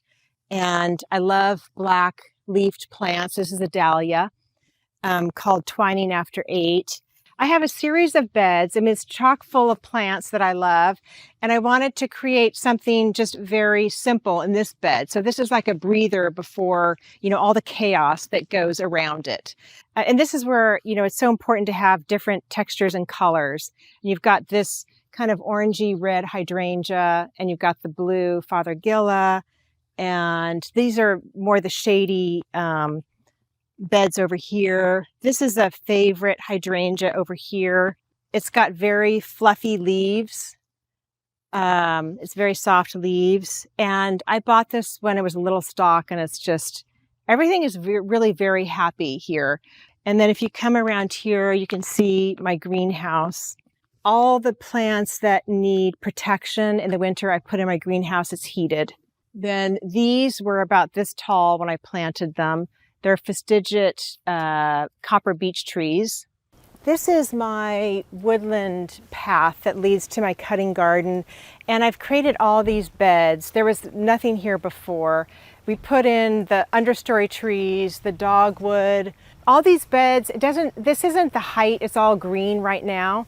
But the height of this garden, the woodland garden, is spring because everything is in bloom. All the flowering trees are in bloom. And I've got a lot of irises here that are in bloom. Really pretty much April, May, June, there's a lot of color here. And now there won't be a lot of color for the rest of the season. And then if we keep going, there is a pond right here. Everything here we planted 10 years ago, and it was all very small scale. This is a great plant called Petasites that can be considered invasive, but I think it's so pretty with the creek. And we have a fire pit next to the pond. And then up there is my cutting garden. There was a small creek here, and Peter dug it to, I think the magic number is 19 or 20 feet. So we dug the pond and expanded it. It's spring fed, but the pond is what feeds all my garden, all the woodland garden and my cutting garden up here. Frank Cabot has an incredible garden not too far from here in Cold Spring. And I went one winter day and he had a pond like mine, and he had birch trees that from one direction reflected perfectly in the water. So that's why I planted all these birch right here.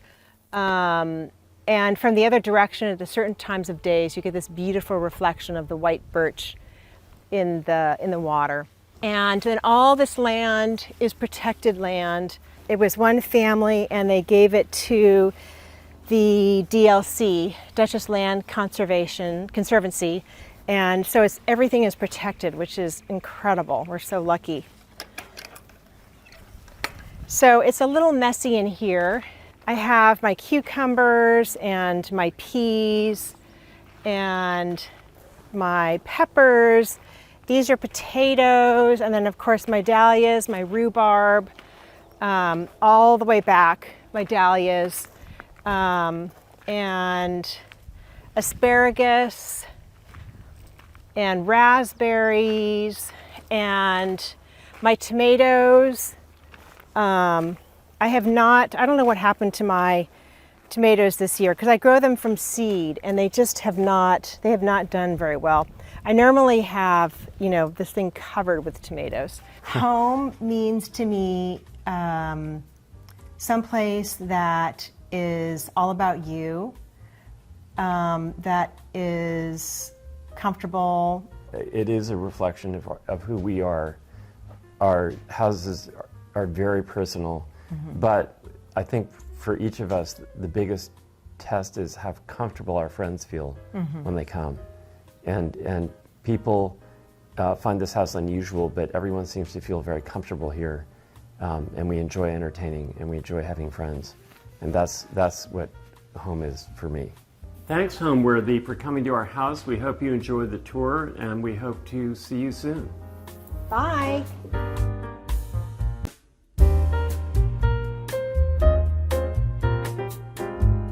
Today on Homeworthy, we're taking you to Hudson, New York for a look inside interior designer Eric Gensler's breathtaking home. Eric's home is the epitome of indoor-outdoor living, with gorgeous floor-to-ceiling windows that emphasize the incredible mountain view. And inside is cool and sleek with mid-century modern decor and artwork. Eric brings us out to his gardens and greenhouse before making a floral arrangement with freshly picked flowers from the cutting garden. Enjoy! You're watching Homeworthy, where we believe every home has a story. Before today's episode, click the join button below to support all of the storytelling we do on this channel. Our growing community of members help to directly fund more videos so we can capture these extraordinary homes from around the world. So join today to receive early and exclusive access to new Homeworthy videos. Hi Homeworthy, I'm Eric Gensler. Welcome to my home in the Hudson Valley. Come on in.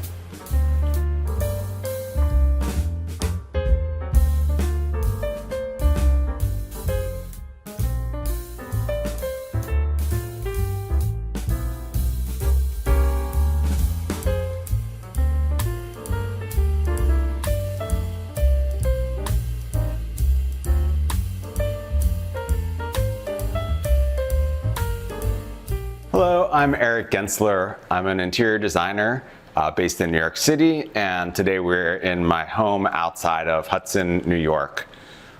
My husband and I built this house about 7 years ago.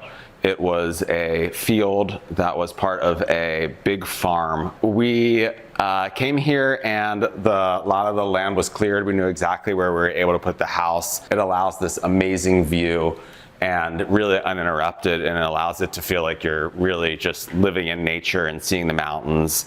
And it's an amazing place because it's super, super quiet. When we first came up here, my husband and I, in our late 20s, we stayed with friends who actually grew up in this area and had a house, a weekend house, and spent a lot of time up here with them.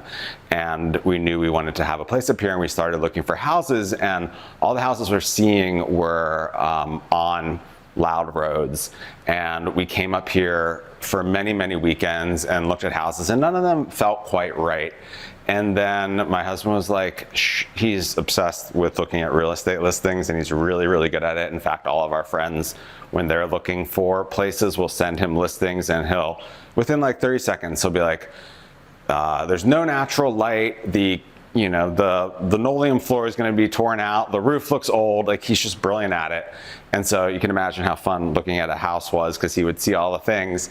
And then he saw this amazing piece of land, and we knew nothing about building houses. I mean, we are like serial movers, and I've always loved moving and renovating houses, and we've moved many, many times and done many projects. And here we just saw this land, and we were with a broker who was like, you absolutely have to just take this land because the view is so special. And we were in our 30s at that point and very impatient. So we looked into prefab houses, which was very much a West Coast thing 10 years ago, but we did find a company called Lindell that makes prefab houses, and they had just done a partnership with a number of architects as part of the Lindell Architect Collaborative, and they were really, really cool houses. And they gave the Lindell Toolkit, which is essentially all the wood, all the doors, and all the windows, to a set of architects and said, use Lindell to design a house that you've built before, or a concept house. And we saw this house, which is the architect, actually, she and her twin sister are both architects, and they built a similar version of this house, non-Lindell, in California. And I mean, let's first talk about building a California style house in the Hudson Valley in the freezing winter. So city at move number one. There are many, let's call them, you know, we call ourselves cityots because we make so many dumb mistakes, and that's how we learn. We've gotten better. But yeah, so this is a California style house. It's very mid-century modern, I would say, which is really about one room living, and then on either side of the house there are the primary suite side, and then over there is which you'll see later, is the guest rooms, which is actually really nice to have that separation and the privacy, and then the really big open concept living, and these are big lift and slide doors. The whole house, like the external pieces of the house, the windows, the doors, all of the wood arrived on like 2 trucks, and they unloaded it. And so my point is that we were able to build this house in under a year because we used Lindell. And we used an architect. We ended up hiring the architect, Leslie Dowling, who is wonderful. And if you look at her portfolio of houses, they're very similar to this, and she does it really well. We really focused with Leslie on customizing the kitchens and baths, which you'll see later, and the interior of the space. So at that point, I was not in interior design. I owned a digital marketing agency called Capacity Interactive that worked with arts and cultural organizations. And so I was building this house while, you know, running my company, which was a whole other job. It was very fun. But now, as an interior designer, which I'm about 2 years into my interior design career, and you know, my whole life has sort of been an amateur interior designer, but there's a lot of choices of this house that, knowing what I know now, I wouldn't have made. Although it's great because it's ours, and it's you know, it's a very, very special place.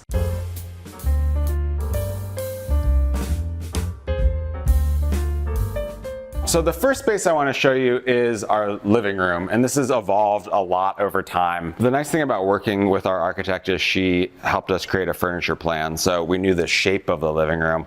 But over time, as I learned more about interior design, a lot of the pieces have evolved, and I really love mixing periods, mixing textures, mixing shapes, mixing time periods. And so because the house is mid-century pieces look really great, like these lamps from the 1950s, like 1950s lighting, and you can see the like there's another 1950s lamp over here, like got this on Etsy. There's a lot of great Etsy antique dealers. Actually, this piece right here is Edward Wormley, who was a mid-century American designer. For Dunhill, this is a magazine rack, and you'd see this in office spaces. I love it as a side table because it's really great to store magazines, and it's just such a, you know, I feel like it fits the space of the house, but it's surprising. It's not the side table you'd find at Crate and Barrel. And when I was first doing interior designing the space, I didn't have the resources or really think or know how to layer antiques. And so a lot of the sofa is RH. And you know, if you ask interior designers, they're very antsy about RH because it's all beige, it's all, you know, it's created this concept you can go in a store and create a whole house, which is, I think, a nightmare for most interior designers because it just all looks the same. And I think what's interesting is mixing periods and making it your own and making it a little different. So like these chairs were made, they're sort of based upon the style of a Brentwood chair, which is a really famous French cafe chair, and it's actually bent wood in 2 different species of wood by an artist in Spain. And I picked the leather. It took a really long time to get these made and built, but I think they're so cool because they, you know, the way you see through them, they're a different shape than everything else in the space. And so much about interior design I've learned is around comfort. And so when you're having people over, a sectional is not really conducive to comfort, and so, you know, you have cheese in the center, and like everyone's sitting back here. So then you have to like scoot your way up, get your food. And then having a lot of chairs that can easily move and that are smaller and shaped to the human body rather than shaped to the space of the room, I think makes a more functional space. So over time, as I've learned about design, this has really evolved. And another great item that, there's so many things in here. This is this really cool Italian mid-century side table that I think is really beautiful, but like really mixing like this. And a lot of the materials are local, which I'll show you in a bit. So like mixing mid-century and local items has something that I think makes a lot of sense. And I also think good homes and spaces start with the space where you are. And so the more you can incorporate the fact that we are in the Hudson Valley, the fact that this is very much indoor-outdoor living, it makes sense and it makes the interior better. So as I got into interiors, I really got into upholstery and fabrics and making something unique using lots of trim and tape. And so you take this, actually I did this with a glue gun. Please don't zoom in too closely. I'm just kidding. But oftentimes if I'm doing another project, I would use a professional, but just to learn, and this has very much been my laboratory for design. But I think these turned out pretty decent. This is me and a glue gun with some wide tapes here and just adding color. Because when I started, it was really about like, everything was gray and navy blue, because I love gray and navy blue. But I think like having more of a mix is more interesting. And then really using the color of these paintings as the guide for this room. You see how the pillows really coordinate with they're not paintings, they're prints. It's the founder of the op art movement in the 80s, Julian, and I'm gonna really mess up his last name, Strasnick, perhaps. But these are prints of his, and we got them the week he died, which was really meaningful to the person who sold them to us. But I think the scale of them is really nice. The color of them is really nice. And I think every room, it's great to have one thing that guides the decor, and really looking to the colors in these prints, you can see adds and leads the decor. So over here, we have a very mid-century modern fireplace. This is local. It's a bluestone that is local. I wanted the stone to be not from too far away, and you'll see the bluestone throughout the property. And then this is one of my favorite pieces. It's a sealed chair. This is really beautiful, and I love it in cognac leather. You also sometimes see it in black. Just really comfy to sit by the fire and have coffee and see the view. And then again, paired here with one of these mid-century lamps from the 50s, popping the orange. And then this beautiful piece of art is an artist out of the UK, Luke Edward Hall, who I have another work of his here. And then our apartment in New York City, we have one of his pieces. I think he just beautiful just a beautiful drawing, and I love the color here. This light won't stop shaking. Okay, and all of my interior design magazines everywhere. I had to really organize them for this tour. So let's go over here and look from this angle, and you can see this beautiful credenza that's locally made by a furniture maker called Fern. They were based they're still in the Hudson Valley. They used to have a storefront on Warren Street, but now they closed that storefront, but they still make this beautiful furniture, and I have a coffee table as well, but I love this. And this is a Stone and Sawyer lamp, which is also made in the Hudson Valley. And I love trimming lampshades. So this was just a plain linen lampshade, and just found this $2 ribbon that I glue gunned on it. So just finding the colors, it just adds adds another layer of something interesting. So I like when you're looking every part of a room, you discover something, or you can discover something. And then getting the height of the lamp. I'm cheating with books, but I do that a lot.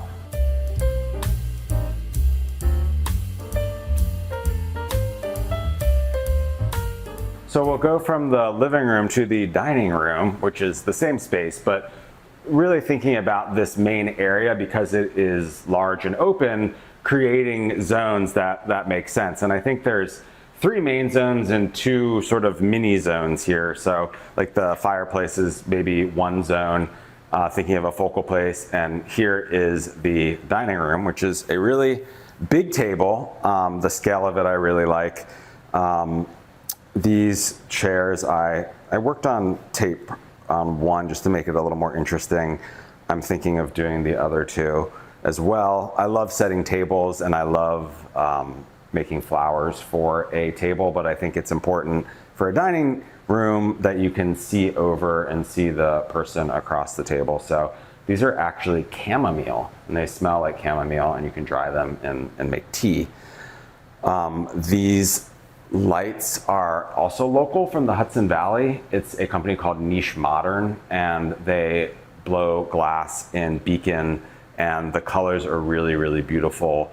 The shapes are really beautiful. It was very hard to choose. They can either come on a canopy like this or they can go right into the wall. There's another grouping of them in the kitchen that sort of relate but aren't the same. But I feel it's very sort of almost 50s with the globe and the hand-blown glass. I think handmade materials are so different, and that's again another thing in learning about interior design is I really try to focus on getting handmade materials and supporting craftspeople if you can, because it just not only you're supporting people who are working with their hands, but you feel the difference. And like when we look here, like this glass is hand blown and you see the flaws in it, but that's why I think it's beautiful.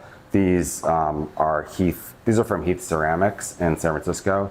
We used to live in San Francisco and I love everything from Heath Ceramics. They make beautiful tile, they make beautiful plates and homeware, and you see the hand in that, and I think it's quite beautiful. I love using candles. The more candles, if we were gonna have dinner here, there would probably be a small candle around each plate and at least 4 candlesticks. And the taller the candlesticks, the better. Like what do they say, Dolly? The higher the hair, the closer to God. You want the candles to reach as high as possible without causing a fire. So I love burning candles. I think it just makes for a beautiful dinner party. And in this room there are a ton of light sources. I don't love overhead light. I think you can use it functionally, but I think if you think about lighting, it's sort of like you want it to mimic the outside. So at night, you don't want really bright overhead lights. You want it to feel like you're lighting candles. So I do put lots of candles around, which I took out because it can look cluttered, but we have 1, 2, 3, 4, 5, just 5 lamps over here, plus candles, plus many candles, and maybe really dim overhead lighting, because I think in the fireplace during the season, I think like low flickering candles really make for an intimate, lovely atmosphere. And then I was just gonna say the final area in here is just a place to sit and admire the view and have a cup of coffee. So that's another sort of mini zone, read a book. We'll just get a glimpse of the outside, but later in the tour. Another thing we didn't know when we were building this house is the sun sets over the mountains there, which is absolutely beautiful, but it is a furnace on this side of the house. And so all of the initial seating was on the furnace side of the house. And so that's why I built the greenhouse garden, which is shadier. And at some point we'll probably do some sort of seating arrangement on that side of the house so we can be outside and enjoy the outside without it being really hot. The other thing I didn't know is with the bugs, it would have been great to have some sort of screened in area. So advice for anyone building a house, talk to people older than you and see what, how they think about entertaining or what they would want, or talk to people in the area. My friend did say 2 things he reminded me the other day that I did not listen to. He said, you want a screened in porch and you want a garage. We do not have a screened in porch, which I wish we did. And we have a carport, which again, California house in upstate New York. I was like, oh, a carport, it'll be fine. Well, when there's snow coming up the side and you're freezing cold out there, it would have been really nice to have a garage. So I don't want to keep you any longer. Let's go outside and see the outdoor space and the gardens.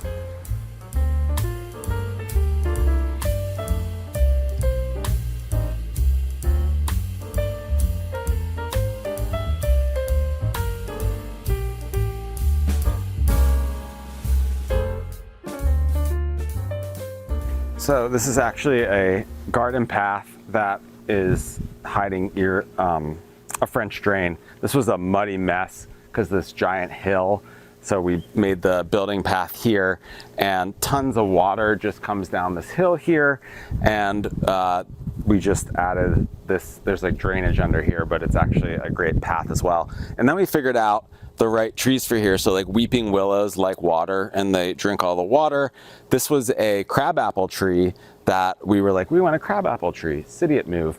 And we had 3 crabapples. 2 of them died because they were drowning. But amazing, when we added the weeping willows and this maple that likes to drink water, the crabapple started to thrive. So thinking about just the ecosystem was really helpful, and now the trees are actually doing quite well.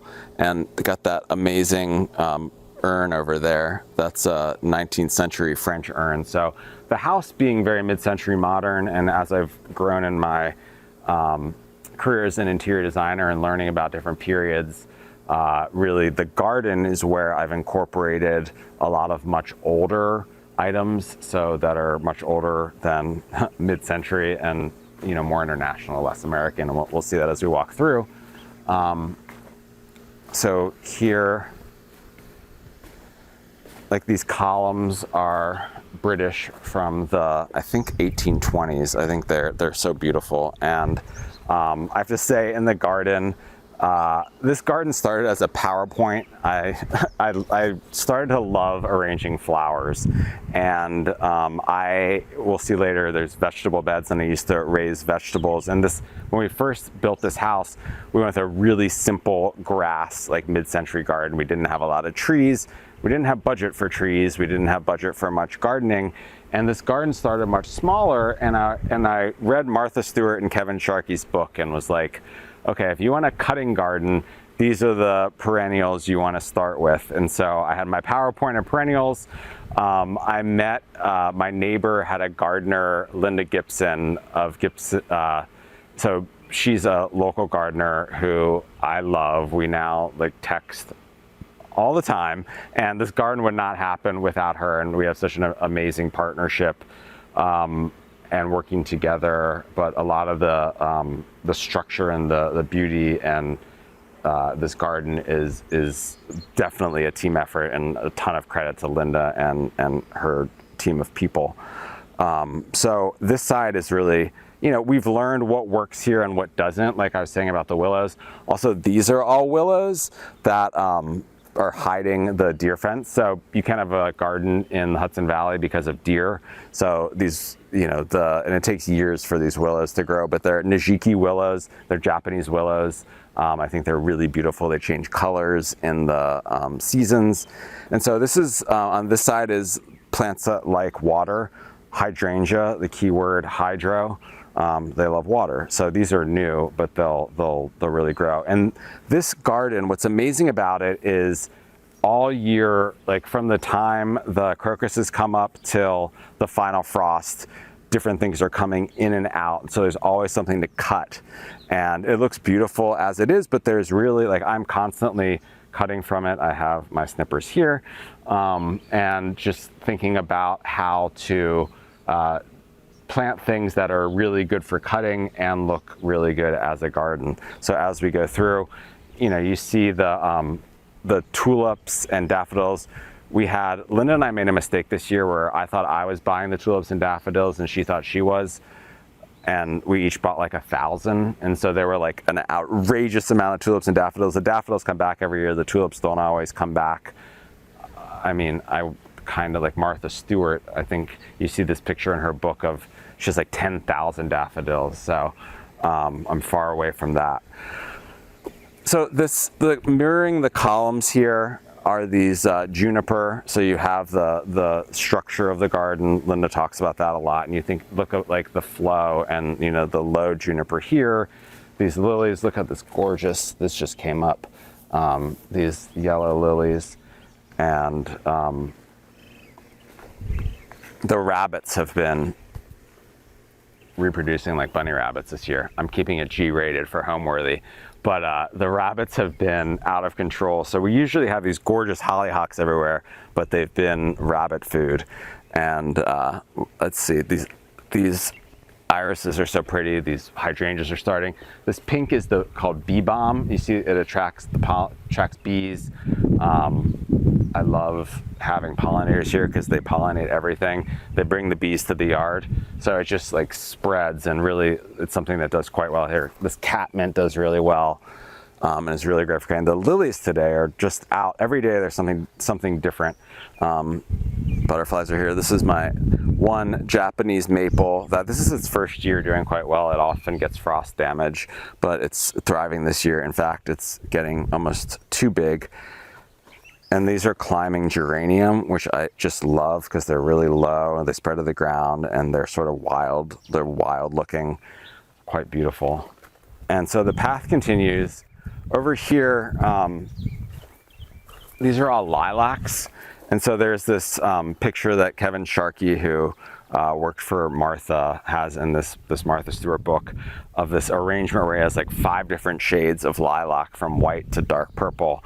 And a couple of years ago, my mom tragically passed away, and her favorite plant was lilac. And so I remember when I was a kid, I would go home and cut her lilacs, which was stealing from neighbors' lilac trees, but I don't know. Did I think that was a problem? Maybe, maybe not. Anyway, I brought her lilacs. I was rewarded, so it was good. So when she passed away, we planted this lilac grove here that just looks like normal bushes all year, but for like 2 or 3 weeks, it's absolutely beautiful colors of lilacs. And then you can begin to see the terrible view of the Catskill Mountains. And you can see a lot of the landscaping effort has been to hide the deer fence. So we can also wrap around the garden. A lot of ornamental trees, or bee balm, the roses. The roses come and go. This is sort of the end of their first show for the summer. And so the garden really does have phases. And I would say this is like peak early summer. There's a cookbook I love called 6 Seasons. And there's typically there's 4 seasons, but in his book, and I also think in the garden, there's 6 seasons because there's early summer, midsummer, and late summer. And I think this is early summer here. So we're seeing these allium are starting. We're seeing like the bee balm are at peak, and they'll keep flowering all summer. The hydrangea will flower all summer. These irises are so spectacular. Irises and lilies are in the same family. It's confusing. These are lilies. These are allium as well. I think they're so fun. They just have a sense of humor. These are Globemaster allium. They look very Dr. Seussian. They're early in. The peonies are done. Sedum do really well, which is sort of the succulent here. These are just came up today. Like every time you come up here, there's things coming and going. These are balloon flowers, which are so cool. You can see they are shaped like balloons. You can see all the bees coming to the bee balm yard. These roses will come back, but bugs be loving those roses. And I just added these pots this year for some structure. Then coming over here, I just got this bench, and it still has the tag on it. I mean, not the real tag. It was from this auction, this place in Connecticut. This husband and wife spent half of their year in France and half in Connecticut, and they have just amazing old garden items. And then they closed their shop and had an auction, and I had it on my calendar. And this is a 19th century Scottish bench, and I just think it's so beautiful in the auction. And then this is my friend Ben calls it my wagon wheel. And I always joke with my husband, we're going to renew our vows under here. And he's like, absolutely not. But it allows you to have climbing. And climbing things take a really long time. This is clematis, or as the British say, clematis. I love Monty Don. There's this show in the UK that's been on BBC for forever called Gardener's World.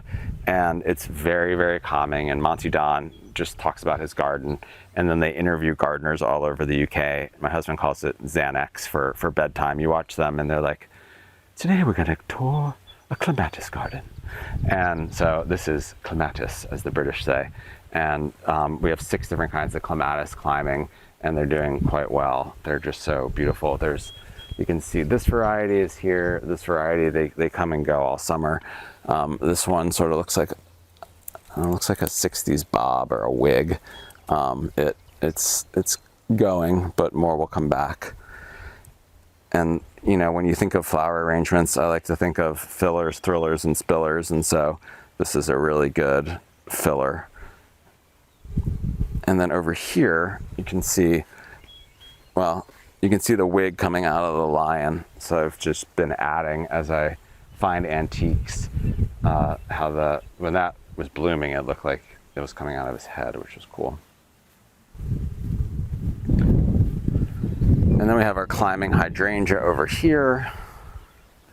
You have to keep them off the house because they're very aggressive, but hopefully they bloom.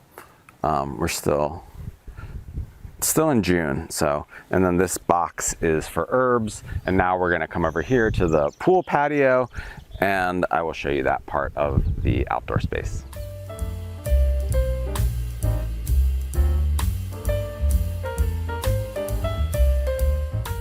So we'll walk from the crest, we call this the crescent garden, into the pool area. So the year before the pandemic, actually for years coming up here, friends would be like, this house would be way better with a pool. And we didn't have one. And a pool destroys everything. So this was a total mess, but we did the pool. And it has a waterfall edge. It's amazing to have a pool. And I really like the idea of the grass into the marble coping. So this is local marble as well. Into the same Najiki willows, into the terrible view. And then the patio, these pots are from a company called Bergs, and B-E-R-G-S. They're designed in Denmark and made in Italy. I just think they have the most beautiful pots, and I love choosing the structure and the construction of the flowers. And this year we did oranges and purples. And so Linda really talks about each pot having a focal point, and I love the concept of fillers, spillers, and thrillers, and then color theory. And another thing I learned from Linda about making a pot like this is thinking about leaf structure. So if you have it's the same with interiors. If you're going to do if you're going to mix patterns, do a large scale pattern and a small scale pattern. So like this is a small scale. This is small scale, like this is more large scale, and you see how the colors and textures, or like the longer shape playing against the other shapes, or how this fern sort of plays in here. So we do focal points, fillers, swillers, and spillers, thinking about color and thinking about broadleafs and narrow leaves next to each other, scale. And here's some more. I had a lot of fun I knew I had a good carts of flowers when people were trying to shop off my cart at the nursery. I was like, those are mine. Go find your own. These are super fun and cool and beautiful, and I'm so glad they flowered purple because I wasn't quite sure what the flower would look like when I got them in the spring. This is a magnolia, which is actually doing quite well. And then these are forget-me-nots. When my husband's cousin Priscilla, who was a total character from Southie Boston, passed away, she had organized her entire funeral, and part of it was everyone got a packet of forget-me-nots, and we actually originally planted them in there, but they've made their way here. So every year somehow Priscilla's forget-me-nots find their way into the garden somewhere. I just finished this. Like I said, I love upholstery, and I think it can make such a difference. These are just RH chairs we've had forever, but I just finished this, making these. I love a contrast piping, and I think they look so chic. This is a pillow with really old fabric that I found at this shop in the Lower East Side. A woman named Paula Rubenstein. She has a great shop of vintage fabrics, and this is a Schumacher stripe that is beautiful. These are not, it is sort of tricky here to have, because you have the fire, and then having drinks here, it's not the most conducive for food and having a fire, but it looks pretty. And then we have the outdoor speakers here for our party house. And then I just did these as well, which is sort of the inspo. Well, the inspo for this was Yves Saint Laurent's Rue Babylon in Paris. He has these gorgeous outdoor green upholstered chairs. And then there's also some Slim Aarons photos from Italy in the 60s and 70s. It has this gorgeous like white and green cabana stripes. And then here, this fabric is so pretty. It has the navy blue and green. And then, having light and music here is really nice in the outside. And then made these as well, which have the blue with the same white stripe for the, and sort of here you see like these are like, you know, this is mixing cedar and these really utilitarian chairs that are from DWR, and made them my own with upholstery and accessories, I guess. But then you see these fun like old French urns on the pool, and more Berg's pots. Like they're just so beautiful. So now we're gonna go from this pool deck to the cutting garden. Join me.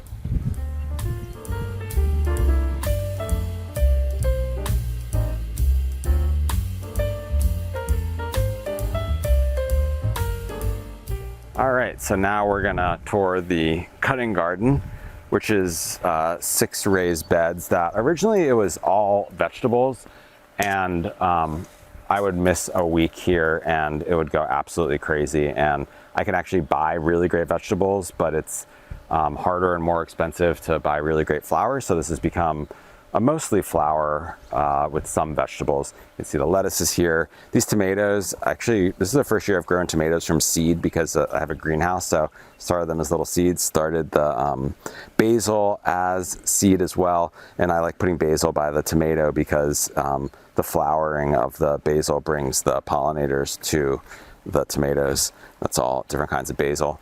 This is mint, which is a weed. It's also really great for arrangements because it lasts a long time. And these are just cosmos that I think are really great summer flowers. This is going to be a ton of zinnia of all different colors. One trick when you first plant the zinnia right before, right when they start, same with zinnia and cosmos and dahlias even, you snip the middle from the top plant and they spread out. So, they're flowering a little late because I snipped them all, but they're going to be really wide and they'll produce twice as many flowers that way. These are just wild poppies that, just have grown quite well here. So we kept them. We have some other stuff coming in behind them. And then this was another poppy that made its way here, which is so beautiful. And these are all dahlias from tubers that each stake is a dahlia. So you don't water the dahlias until they come through the ground. But these are like weird, rare dahlias that I can't wait to see what they look like because this is my first year growing them. So let's go from the raised bed cutting garden up to the greenhouse.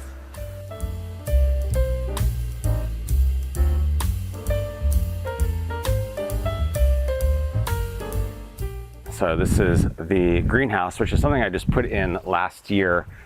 So it started as, let's have a greenhouse. And so I found this beautiful greenhouse that was mid-century. It was the style of the house.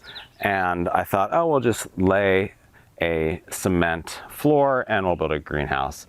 But nothing's ever that easy because the land was really slanted. So we needed to have a retaining wall. And so I decided to use local bluestone for the retaining wall, and I was really into French decor, especially French garden decor. So it is a mid-century structure with a lot of French decorative items and this path. So it's like a small walled garden here, and it gets really, really hot. That's why they call it a greenhouse. And so this is our lavender, which is the first year of the lavender, and it is thriving here. And then nasturtium, or the edible orange flower. Again, purple and orange is such a nice combo. This was from that store that I mentioned. This is a faux bois, which means fake wood, like an old French bench, and it looks like fake wood. And this fountain is 19th century from Paris, and it just was like the right scale for this wall. And it's actually run by a garden pump. So we built like I said, this was supposed to be a really simple greenhouse, but it never is. And so this has just a pond pump. We built a concrete water storage beneath it, and the water goes into it and recirculates through. But it looks like when you go to like Italy or France and you just have the running water. Don't tell. And the thing about building walls like this is the snakes really love it. And I know they're just garter snakes, but I like it when I don't see them. So I don't see them today. Maybe we can get some wildlife footage, but none here. And these are 1940s French deco outdoor chairs. I love 1940s decor. I love 1940s French decor because it was like right before mass manufacturing. So you still have, like, they look very modern, but they also still look very old fashioned. I love the patina of them. I was so thrilled to find these. And then these are 3 ornamental apple trees and my solar lighting. So as we go into the greenhouse, you can't really have much in the greenhouse in the summer except succulents. And so I've been growing succulents. These are French cafe tables and lots of Berg's pots as well with a pencil cactus. I love this succulent tray. It's really, really warm in here. Look at this guy. This is another Berg's pot that I think is just so beautiful. And these cactus, I think cactuses are camp. These came mail order, and you just they came chopped and you just put them in the dirt and they thrive. And I think this is really fun. I love the feet of this column. I would guess this is like 1940s if I had to guess. I could totally be wrong. This is a pickling jar that is great for here. I love the scale of it. These are old, sort of more mid-century. I love how beat up and patina that is. These are old French, like I said, French cafe tables. More succulents. My dried hydrangeas from last year that were too pretty to throw away. And then lots of fans, because you can never have enough fans. Just something cool about this is these windows are tied to a thermostat. And when it gets past a certain temperature, which is always, they automatically open, which I thought was a really cool feature here. So let's get out of the greenhouse and we'll go back to the garden to cut some flowers to make an arrangement, and then we'll finish touring the house.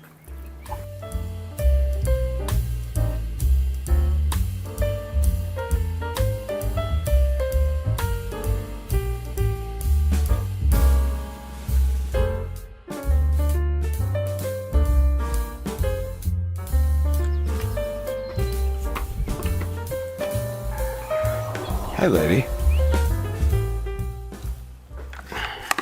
All right. So what I normally do at this point is arrange them into similar colors. So like, technically you're supposed to like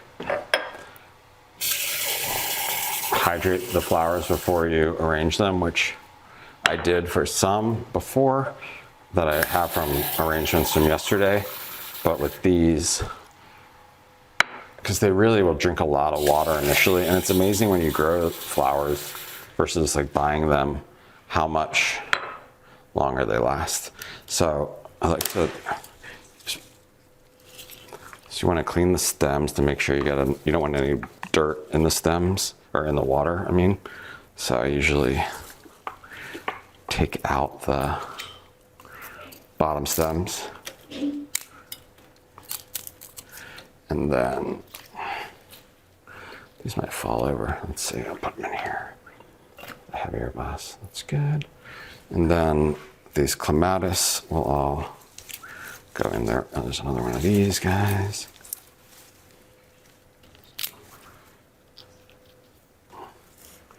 Then we'll do the clematis. The clematis and the geranium that I cut they're like peas. They like to hang on to things, so they're always trying to hold on to you and each other.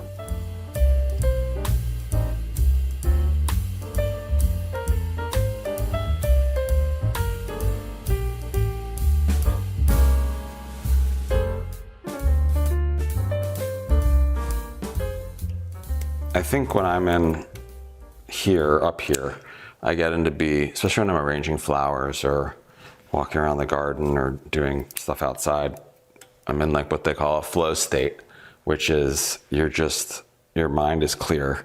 And I have the kind of mind that always likes to be doing something. And oftentimes that thing is work, but up here to be able to just, go into this flow state and do something I love. So I think having a home where I can do that is really important. And, when I talk to the clients I've worked with around figuring out how to have a nice home or a home that they love, back in when American interior design started, and I think it really sort of got big in the early 20th century, interior designers were hired. It was unreachable for most people, and a lot of their job was to teach young people, very wealthy young people, how to live, like how to live in a house, how to live as an adult. And I think a modern interpretation of that is an interior designer can help people live better. And I think one of the ways of like living a good life is having a home that works for you, and having a home that can, provide things like the ability to arrange flowers or living beautifully. And I think having flowers, whether they're from your garden or from a deli, having things that are alive in your house, like brings a home to life. Especially, like, I love this house. When we first get here from the city, there's no flowers usually, or flowers have died, and it just feels very, very different. And so, certainly home to me is having things alive. And it's not only flowers, but it's even like produce, growing vegetables, having just things that are alive here. So I think that's really important to me. All right, so the flowers are conditioning, and I really think the purple will look good with this orange old marble deco vase. And this faucet I love natural materials. It's unlacquered brass, and it's just so beautiful. It feels so good in your hand. It's the Henry faucet from Waterworks, and that has the beautiful detail there. I just love it. This is a pot from a ceramicist up here, Paula Greif, who makes the coolest ceramic pottery. And this was from an auction house up here called Stair. So the first thing I like to do is I want to create a base of structure. So one of the challenges is making sure everything stands up. And you can either use tape or a flower frog. I like to try to do it naturally, especially with a vase this shape. So one way to do that is to think about having like your the just leafy things first. So these are cherry, like pieces from a cherry tree, and I think that deep purple will look nice with the light purples. And then I have a little bit of privet, which is a bush that grows like a weed up here. So I'm gonna take these cherries, look at the height, maybe like a little lower than that. So I hold it up to how high I want it to be. The tip of that one is bugs, got it. That's the thing, when you buy stuff from the florist, generally bugs haven't eaten it, but we don't have that here. So I'll strip all the leaves, because you don't want leaves in the water because it makes it dirty. And then you always want to do a fresh cut for when you're putting it in. I like odd numbers. Like, I think a trio looks nice to start. So pretty much that height, and maybe I'll change it, but see how I hold it to the counter height, put it in, and then I'll start to make a structure with the stem so I can arrange into it. So start there, and then the privet is really nice to have as a structure because it's a nice sturdy stem.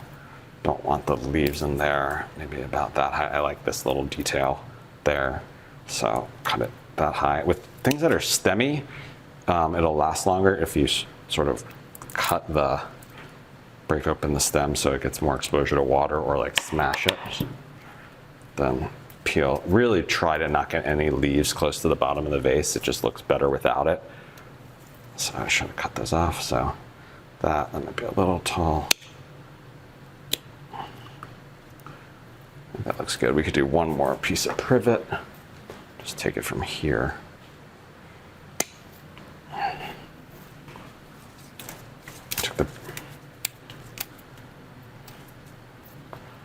would be good. All right, maybe a little bit more. Maybe some of this sedum that I got, it might be too short. So let's see if this one, that might be a little interesting to have. Is the color interesting? No, it doesn't work. So this, I might do a little more of that cherry and a little more privet. You can always take it out. If it doesn't work, take that. Sorry, this one looks better. All the flowers are from the garden, which isn't, you know, that's really the goal, to try all year round to have stuff to use. And you can get creative too with, you know, some of these are just shrubs, but they have interesting leaves.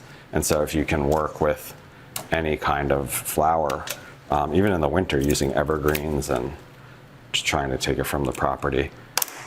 And then, so now we have sort of a nice base of, then maybe this would be a little interesting to have a different structure of leaf as well, because they're a little more exotic looking and they can pop up like that. And then we can put the flowers around them, a little shorter. And those are sort of on their own interesting. Do one more of those. Love the shape of those. You know, as I grew up and my mom always had flowers. She didn't really arrange flowers, but I just sort of self-taught, and I read, you know, different books and followed different YouTubers on learning to do flower arrangements. And it's just, I love it because it's about, it sort of incorporates all the skills of interior design, of color and scale. And it's, like I said, it has that flow state. But I've just trial and error and then lots of book reading. When I'm into something, I will go deep, and I'll show you all my interior or my flower books, and just watching people and following Instagram of amazing florists. And you know, it's mostly trial and error, and lots of times they go bad and you just redo them, and that's okay. It doesn't really matter. It's not like I'm selling them for a wedding or anything. We have the base of the colors here. Now we want to get some like focal points, and I really want it to focus on the clematis here, which I think are so amazing. So we have this really big guy and unruly guy. It might be the wrong size vase, but it has all these really cool things that might be really neat coming down the side, like sort of like that. So we're gonna have to clean out the extra ones, which is hard to do. But I always have like extra small containers that can use the like, and sometimes these end up being the best arrangements, like just so for the extras that are small, so you don't waste them. This guy, that might be a little too tall, shorten it one. The thing about flower arranging is spilling water. You have to not worry about it, because it always happens. Let's see if that looks like coming out here. Oh, into the fire, perfect. Or up here. That looks really cool. See, all these guys are growing on each other. Come on.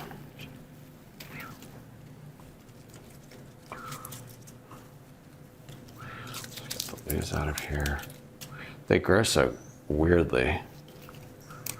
So this would look good as sort of like going down the side over here.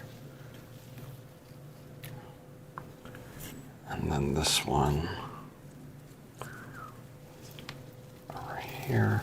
It's really good to like turn, to like keep turning your, sometimes I do this on a lazy Susan. The other thing that I think is important is to have something like weird.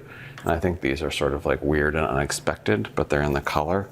So just to have a different shape of something like a little strange and unexpected, like put this, cut it at an angle, and then get that guy in there.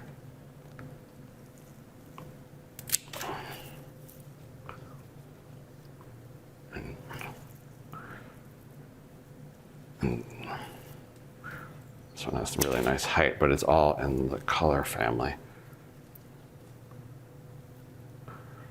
We have the clematis at the bottom.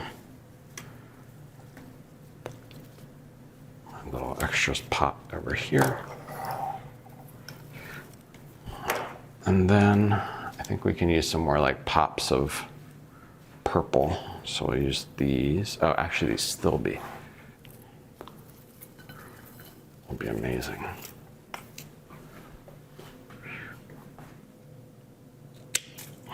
Let's get the height of that right.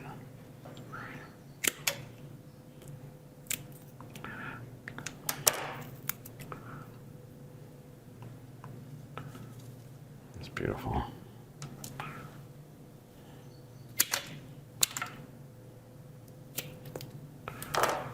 Let's see.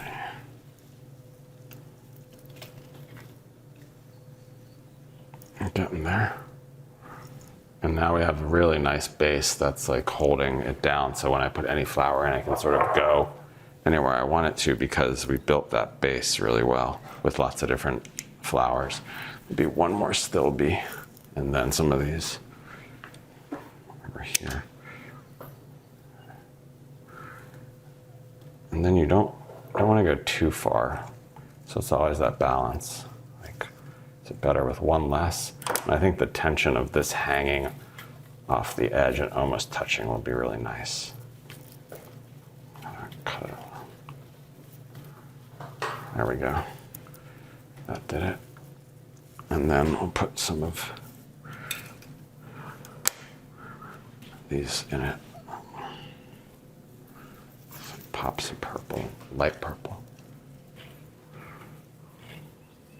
So this one actually turned out, so they don't always. I'm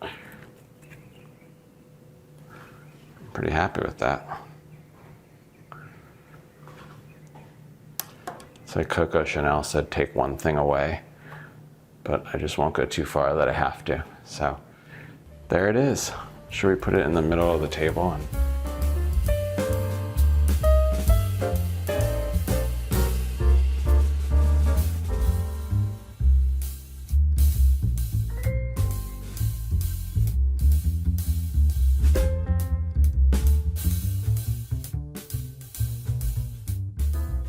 Sister's joining us for this part of the tour. Sister is the newest member of our family. She's a 2-year-old min pin, which we joke, she's a Doberman in the dryer. We had a dog for a long time, and we didn't have a dog for 3 years, and our friend works in dog rescue and was like, she's the perfect dog, you have to have her. And we do, and she's a real sweetheart. She's named after Sister Parrish, which is a deep cut for interior design history nerds. And my husband is a theater professor, so his version is she's like a Tennessee Williams character, sister. So we made a mess in the kitchen, but I can show it to you. This is the kitchen, and because it's part of the main space, you know, I like kitchens that feel like part of the house, and it doesn't feel like totally separate from the house. And in an older house, I feel like it's nice to have a kitchen that doesn't feel like it's from like a, you know, a furniture show, like a kitchen showroom. This kitchen does really, I think, feel like the rest of the house. I really wanted a navy blue kitchen and finding the right navy blue. This was actually made by Mennonites locally at a wood shop. They did an absolutely amazing job. And this marble is from Vermont. It's called Danby marble. I love it. I love having a lamp in the kitchen, just because a kitchen shouldn't feel like a showroom. It's just like part of the rest of the house. And so I feel like that makes it feel more tied to the rest of the house. And because this is so open, it really is part of the overall living space. These lamps or these lights are also from Niche Modern, and I really like how they're slightly different, but they complement the ones over the dining chair. And having a big country sink is really, really nice here. The coolest feature of the kitchen, I think, was one time we got here and the appliances were installed, and the cabinetry was on top of it, and I called the architect and said, Leslie, I think we forgot to put the handle on the dishwasher.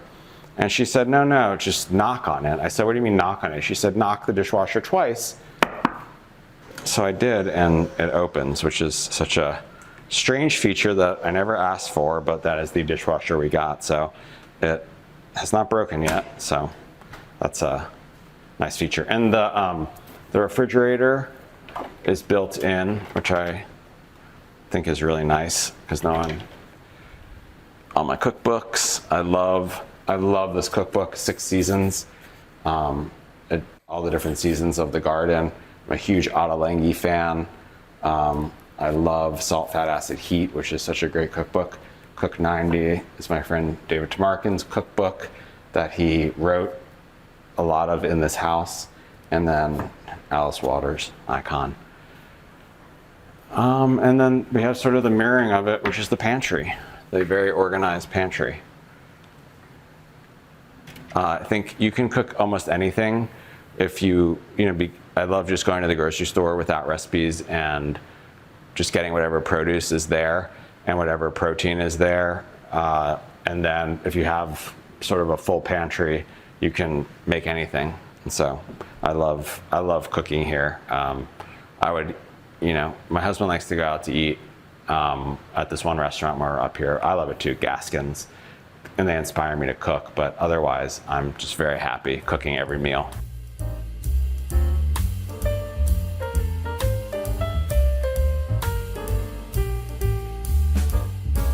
Coming in here, so the primary bedroom, I like for a room to have 1 or 2 main colors and then 2 more secondary colors, and you can really see here this Turkish rug leads the color story here, which is sort of black, red, black, brown, red, and cream. So there's a lot of red here. Bedside tables are these amazing mid-century 4-drawer bedside tables that I love. This is from Les Indiennes, which does Indian block print. So it's actually in Warren Street in Hudson, where they make amazing block print. And I love Ralph Lauren Home, so the pillows are from Ralph Lauren Home. And I glue gunned that trim on that. That's a Ralph Lauren Home fabric as well. This lamp is 1940s French deco, which is so fun. I love the feet, the deco feet. And we have our mid-century chair here, Italian, that's from 1980. Red, just really red oil painting on canvas.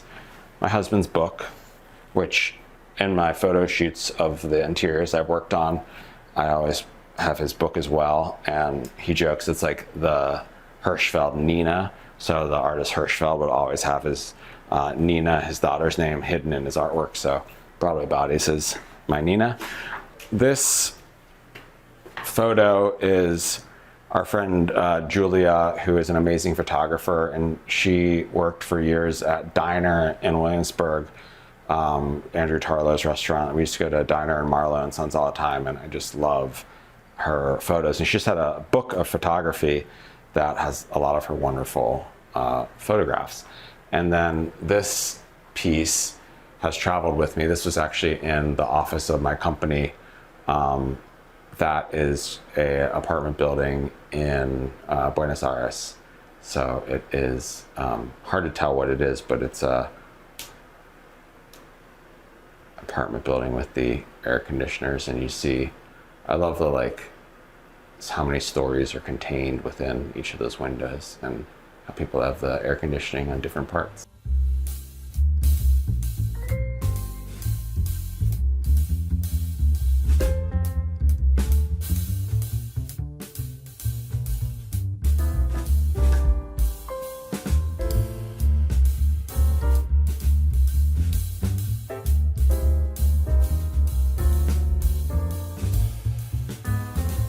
So what home means to me is a place to express yourself, a place to have friends and family feel welcome and feel like they're having a I love hospitality, and I love cooking a meal for people, sharing my home with them, our home with them, a place that I don't know, it's a place to, I guess, give back to yourself, to recharge, and a place to also give and share with other people.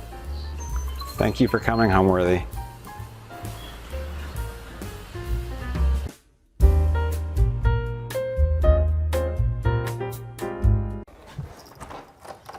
Hi, Homeworthy. I'm Christina. I'm so excited you're here. Come on in.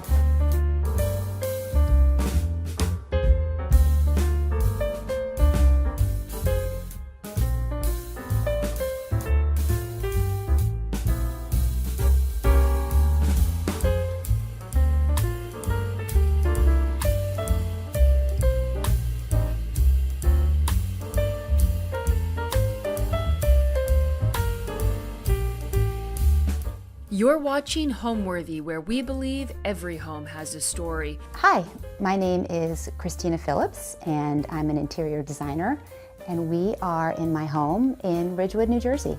We found this home quite serendipitously. We had been living in Ridgewood for a few years and heard about this home that was going to go on the market, and we went and visited it and just fell in love with the potential. And we bought it sort of unknowing how much work actually was going to be involved, but it ended up being a great place to raise a family. The home was originally owned by the Unitarian Church, and as the story goes, it housed traveling clergy. So the home style is a craftsman colonial, and it was built in the early 1900s. And it's a pretty traditional center hall colonial with living room, dining room, kitchen, family room, and library mudroom on the first floor. It is 3 floors, and upstairs are all the bedrooms, as well as a guest room and bathroom on the 3rd floor. In designing this home, much of my inspiration came from my upbringing, and having a father who was an international airline pilot really allowed us to travel the world, and we got to live in many different countries and experience a lot of different cultures. And with a mother who's Swedish, that really influenced my design style. And as we walk around my home, you'll see everything from antiques and art that has really influenced the entire decor of our home.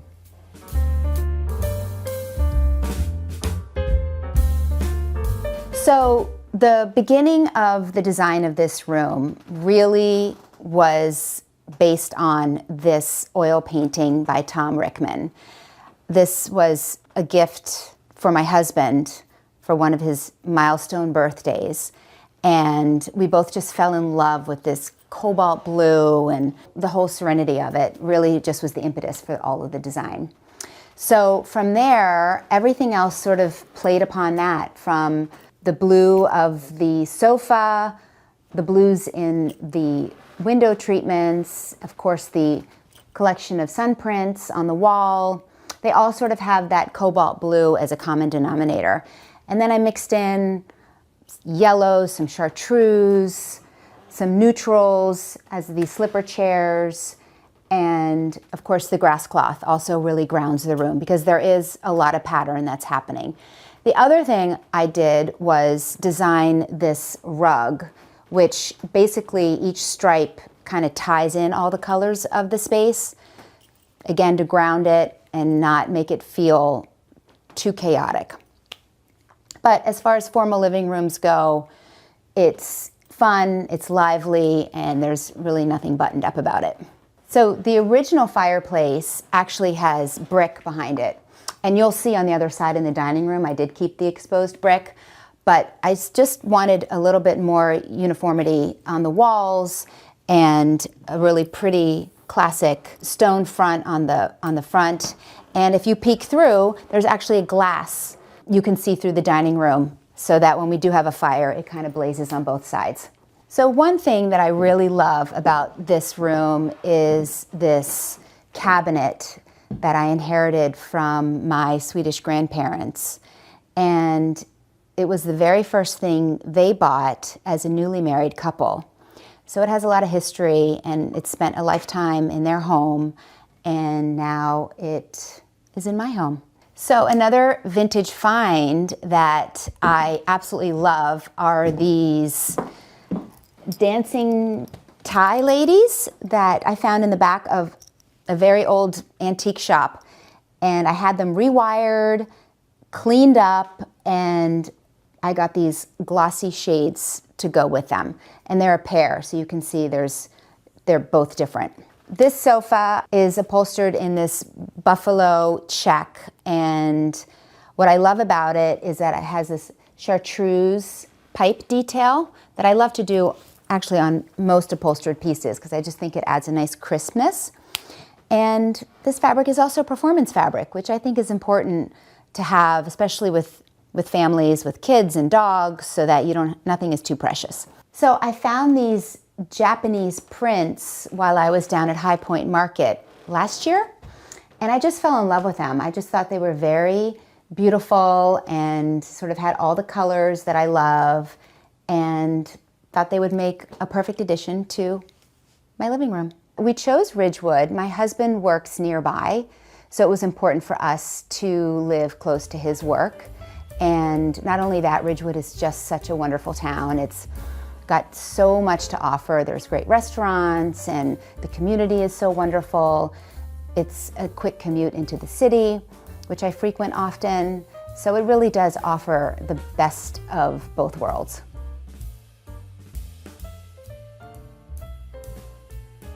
So right next to the living room is our dining room. And this grandfather clock sort of sits in the middle between the two spaces. And as you come in, you can see it's not very wide, which is really the reason why I love this room so much. It's kind of tight. When we have a bunch of people here, it's, everybody sits very close together. And what I love the most about this is this mural scene that depicts a scene in India. So there's a lot, it's a great conversation starter. I carried over a little bit of the Swedish theme into these Gustavian light fixtures. And overall, this is just a very cozy dining room. I wish I could say we used it more, but it's really for special occasions and dinner parties. And the other thing I love to do with dining room chairs is do a different outback. So if you notice, this has a different fabric on the back than the front. It was just another way to add another bit of color into a space.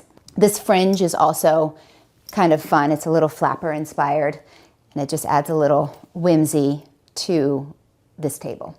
Because this table only seats 8 people, we kind of use this oval table as a little bit of an extender. So we tack it onto the end. It adds 3 to 4 more seats. So that's kind of a nice little bonus table on the side. So on this side of the fireplace, you can see the exposed brick. I left it, and it just adds another texture and another nice element into this dining room. Over here on this side, I just have a little sort of open shelved cabinet where I have extra plates and cups that isn't within easy reach of the dining room. So this china is actually from Sweden, and my mother has the same set, and so does my sister. So it's very special to my side of the family. So my path into interior design was a little late blooming, I would say. It was important for me to be home with our 3 children in their formative years. And when my youngest was in school full-time, I enrolled in the New York School of Interior Design and just fell in love with all things interior design. So that really started my journey, and I haven't looked back since. It's been over a decade now of doing what I love, and it's been so much fun. The house was a complete disaster when we bought it. Every square inch needed renovation. The floors all had to be sanded and refinished. All electrical, plumbing, heating, everything needed to be rewired, and we were happy to take on that project because the house was located in such a great area and it's on a double lot, so we had a really big backyard. And so the first phase was redoing all the bathrooms and making them livable. And then the second phase was the kitchen, and we swapped the family room with the kitchen, and that was a pretty big undertaking.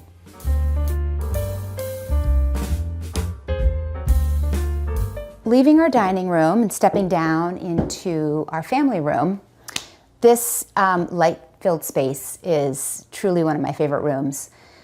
It was completely renovated. Originally, the kitchen was on this side of the house and our family room was on the other side. So we flipped it and added this wood-burning fireplace, these sort of European-style floor-to-ceiling windows. And actually, if you look up, we have a tray ceiling that has this metallic finish to it.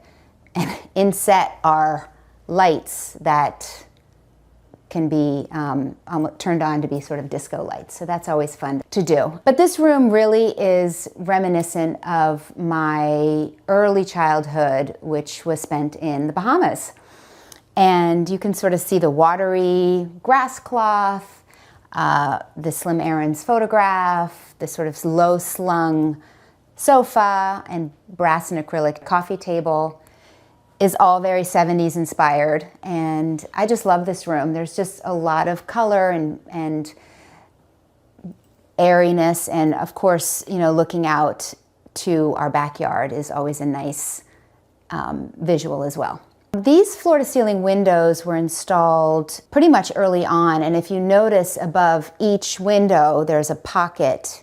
With a click of the button, shades come down for room darkening purposes. So this room, really, we use this room a lot. In the winter, we have a fire almost every single night, and this is where we hang out, we watch TV, we watch movies. It's just a very cozy family room, and it's right off the kitchen. So we sort of have the open flow between the two spaces. I put a stark rug down, just very clean and simple. It has a little bit of a coastal feel to it. And if you swing around here, I found these two paintings off of Cherish Original Art, which I thought fit the vibe in here as well. Zebra hide chair, adds a little animal pattern in here. And this great bench actually is one bench and then two smaller little stools underneath. We'll pull up if we're entertaining for extra seating. So when we decided to renovate our kitchen and flip-flop the two rooms, we really wanted to make sure that the function worked well as far as proportion of the sizes of the two spaces. And we opted to go a little bit smaller on the family room side and larger on the kitchen side because we felt as though a larger kitchen would benefit us in the long run. We did add radiant heat throughout both the spaces, which is such a luxury, especially in the winter.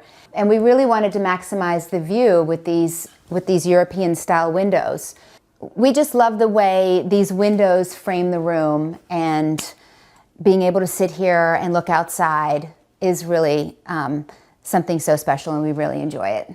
We chose this leather sofa just because it takes a beating, and you can really see it's gotten very patinaed, as I'd like to say. It's probably time to swap it out, but it's so comfortable. When we have extra boys sleeping over, somebody always ends up on this sofa. And it's low slung. The low back is great because it doesn't hide the view, and it's nice and deep. So I don't know. I'd be challenged to get a new one at this point. Well, I can't take credit for our garden. My husband is a gardener, and well, he wants to be a gardener anyway. He's very talented, so all of the exterior I had absolutely nothing to do with. So the interior was my domain, and he definitely took over the outside. I should mention also it's sort of an English style garden, so it's got that sort of English feel to it when you walk around. So my design studio has had many lives. Originally when we bought the house, it was a dilapidated garage. And we renovated it sort of and made it into a man cave. We had added a shuffleboard, a pull-down movie screen, and it was really just a place for us to entertain outside of the house. Then, unfortunately, we had a fire, an electrical fire that basically destroyed the whole inside of it. And from there, we gutted the whole inside and sort of just patched it back together, and the kids would play out there, and it was sort of more of a kid hangout than anything. When my youngest went off to college 2 years ago, I decided it was my turn to have a stab at this barn. And so I gutted the whole thing, painted it, added skylights, windows, French doors, a bathroom with a shower, and a kitchenette. So it really is my favorite place to be. It's bright and open and airy, and it's a complete transformation from what it used to be. So now that you've seen the downstairs, why don't you follow me outside?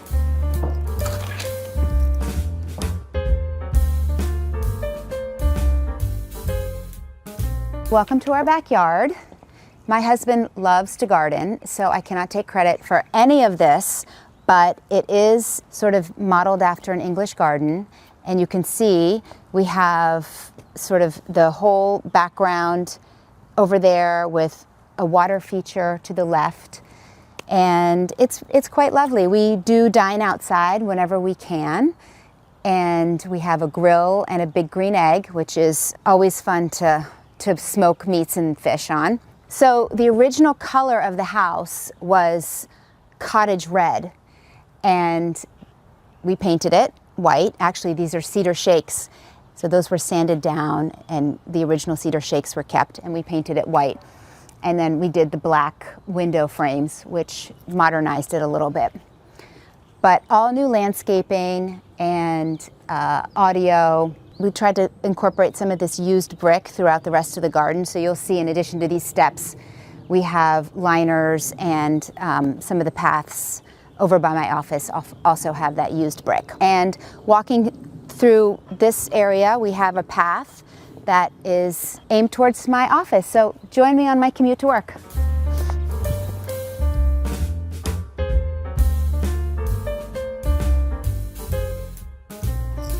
Come on in.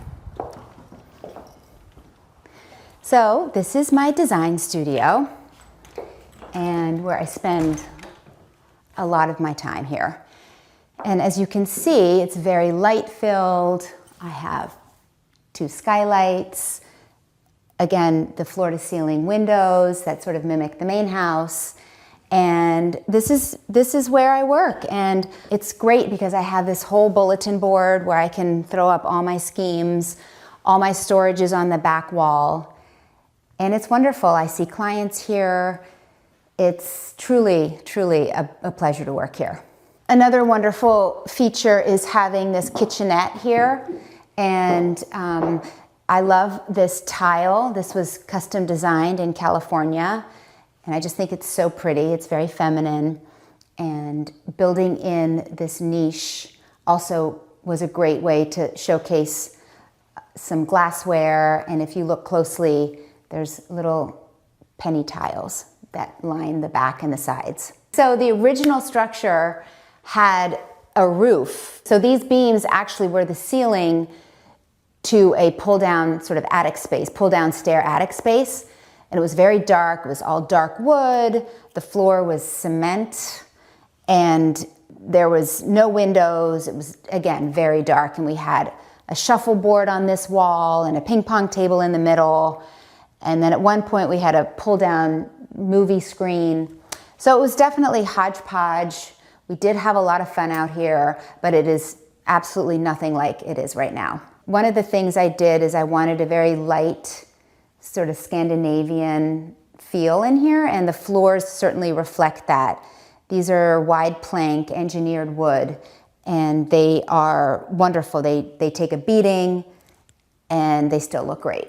So another thing I love to do is, for art, is frame wallpaper. And these panels actually are from Pierre Frey, and I just had them framed, and I just thought it was a nice depiction of an Indian scene. I loved all the colors, and I think it adds a little interest to the space. One of the things I was hoping to incorporate into this new studio was a bathroom.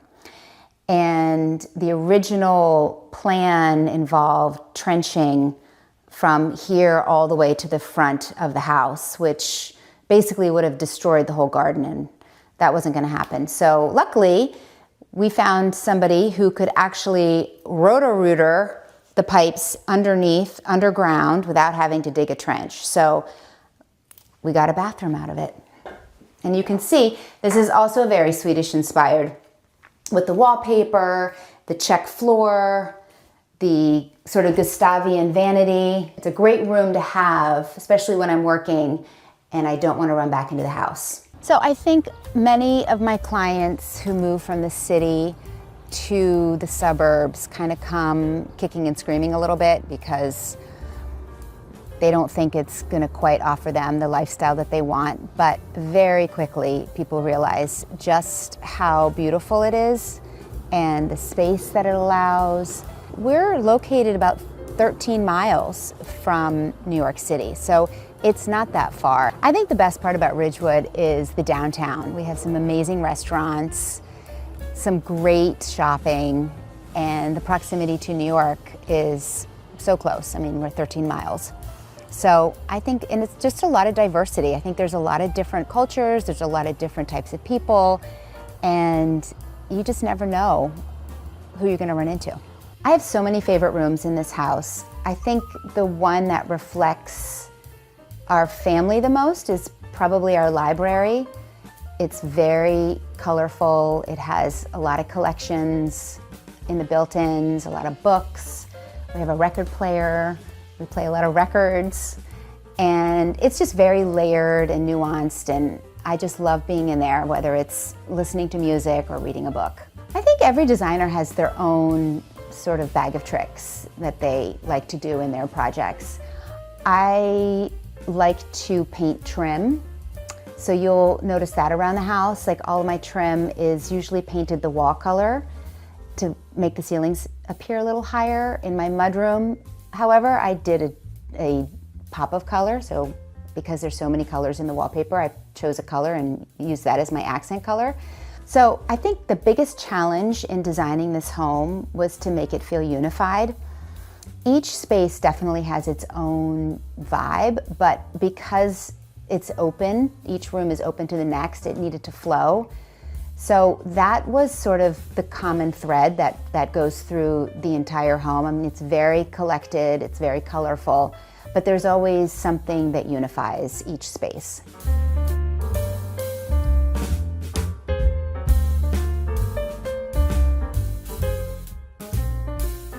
So speaking of the kitchen, follow me and we'll come into it. And as you can see, this island sort of takes center stage. This thing was a beast to get in here. It's actually solid quartzite. And when they came to deliver it, they actually had to have a crane bring it in, and 15 of the strongest men I've ever seen carried it and lifted it and put it on this. So this was definitely a production, but so worth it. It has such beautiful texture to it. We kind of call it our Swiss cheese counter. And this is where we live. I mean, we eat most of our meals here. My husband loves to cook, so we're always he's always making great meals, and we entertain often. And overall, it's definitely a chef's kitchen. Every detail's been thought through. This kitchen really has everything that we could possibly need, including a beautiful view of our backyard. And our walk-in pantry is right here, which I'm not gonna really show you because it needs a little sprucing up, but it's definitely a great luxury to have such a big pantry, and a luxury to have a pocket door to close it. Coming around here, we have all of this extra storage, which is so wonderful to store all my linens and china, which I love collecting china too. That is one of my favorite things to do. And right off of this area is powder room, which has this fun wallpaper that I've always loved. And also fun is these peeing dog prints. The peeing dog prints are iconic Parisian prints that are kind of hard to find, and only a few shops sell them. So I was lucky enough to inherit a couple, and then last time I was in Paris, I found a little store that sold them. So I stocked up then too. So the other thing that I carried from the family room over to the kitchen is this grass cloth, this textured kind of watery blue grass cloth. So that sort of ties the two rooms together. So when we were designing this kitchen, we also realized that this end would be a little bit of a focal point. So we selected this Sub-Zero refrigerator / freezer, which has a really pretty see-through glass door, which I definitely have to keep my fridge looking neat and tidy because you can see right through. Another favorite nook in this kitchen is this bar. And I love the sort of antique mirror behind it, the glass shelves. And it's nice because we have a couple refrigerator drawers as well as this wine fridge. And it's a nice little opportunity if you're outside to come in and grab a drink and head out again. So before we built this kitchen, we really thought through every single element, and in planning for it, every detail was taken into consideration. So we always knew we wanted a little bar. The other thing we wanted was a TV in the kitchen. So if the game is on or if we want to watch something, we have a TV there. But no, everything in this kitchen was really thought through because, doing a kitchen is expensive and you don't want to have any mistakes made. So we were lucky that we really had it all sort of planned out before construction started. So in designing the kitchen, we wanted to have some architectural detail. So we did this sort of inset coffer that mimics the island below. So it's sort of like a reflection. And these Simon Pierce globes add a nice round shape to an otherwise very square space.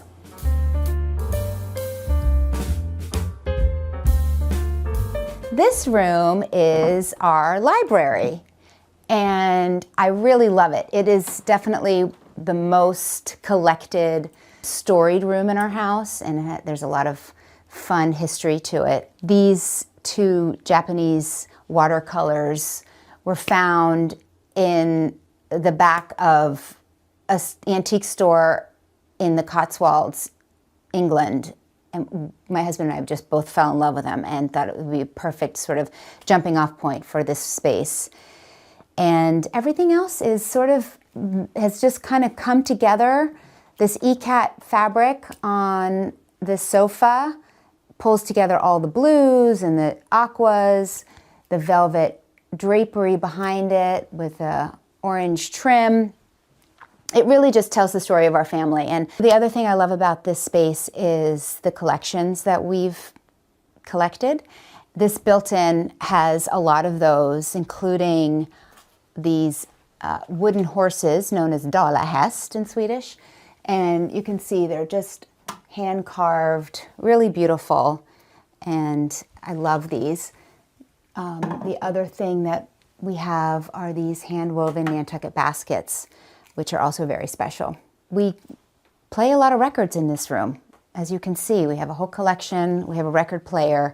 So this room can actually hold its own, and we have a lot of fun with friends and family spinning records. So when I designed these built-ins, I wanted perfect symmetry, and I wanted large squares instead of smaller shelves. So you'll notice there's just a 6 and 6, and then in the center, there are shelves with antique mirror in the background. So it really does offer a nice reflection with lights up top, and then these French sconces also cast a nice illumination on these oil paintings. As you can see from the rest of my house, I do love the color blue, and this is another palette of blues with the ECAT, which has all the different shades, and then these swivel chairs, which have a beautiful fret pattern on it with my signature contrast pipe, which I love. And it's just a great room to sit and talk, read, have a glass of wine, and it's just a very comfortable, cozy room that I truly enjoy. When we were deciding the trim, the crown molding, which if you look up closely, there's some dental molding in here, and it also has a little inlay picture molding that sort of frames out the circumference of the ceiling. I did keep that white to sort of tie into the white built-ins. So the other thing I love to do is layer rugs, and the first layer of rugs is this very creamy wool solid, and then above that I put this zebra hide, which was sustainably sourced from a game in Africa. So all the proceeds go back to protecting the wildlife. So traveling growing up was always an adventure. Because of my dad's job, we flew standby. We did not always know if we were getting on the flight, nor did we always know where we were going. So I can remember many a time showing up at the airport and the flight that we wanted to get on was full, but we needed to get to Europe. So instead of going to Paris, we would fly to London and make our way from there. For me, traveling is a joy, it's a privilege, and it's something that I look forward to doing with every single trip I make.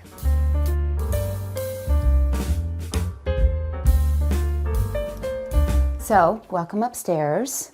This is my son's bathroom, and we just covered the walls again in a vinyl grass cloth with this overscaled floral motif, a little rattan mirror, a little tropical feel in here, and then just some classic stripes in his shower. So this bathroom is definitely a little bit more tropical. It has more of a beach vibe to it, and it's for my son. So this was his. Actually, he didn't really have much of a design choice, but once it was done, he was happy with it.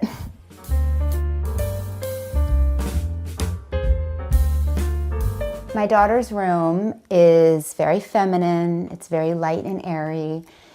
And you can see we have lots of pinks and lavenders.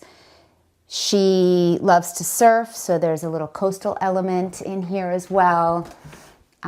And adjacent to her bedroom is her bathroom. So designing for my children is very different than designing for a client, in that I tend to give them just one or two choices and then they have to just go with that.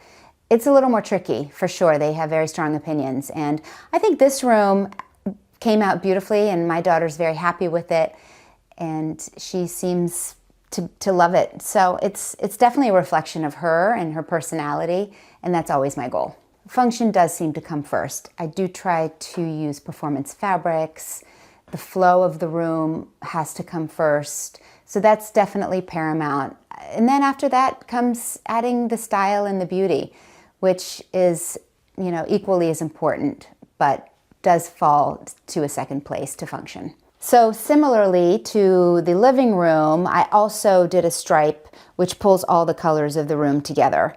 And it was really successful in here because it grounded it and kind of gave a little bit of rhythm to the space as well. I found this desk on Nantucket, and I had it all lacquered in this really pretty peacock blue, and you can see the interior is this bright orange. And what's nice is that you can close it and it becomes more of a work surface. And then when you want to have your punch of color, you open it up. So the ensuite bathroom is definitely reflective of my daughter, Lila. She chose this peacock wallpaper, which actually has some glitter built into it. So it's definitely something she loves, and I think it works well in here. The other thing I wanted was to have this entire back wall as a mirror. And in doing so, we mounted these sort of gilded silver sconces right on top of the mirror. So it just gives a more open feel in here. So when they installed it, they actually had to drill holes in the mirror in order to get the wiring, which can be tricky, but a good glassmaker can do it. Follow me to my son's bedroom.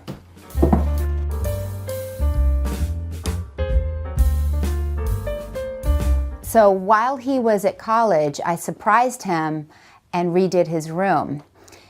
And it took him a minute to kind of get used to it, but now he loves it. It's very Nantucket inspired. We're lucky enough to go there in the summers. And if you can sort of see, it's very blue and red and somewhat nautical. So the wallpaper is this really pretty blue and red with a little bit of the chartreuse in the center, and I really pulled colors from that to the rest of the room, which you can see all the built-ins have this beautiful chartreuse color.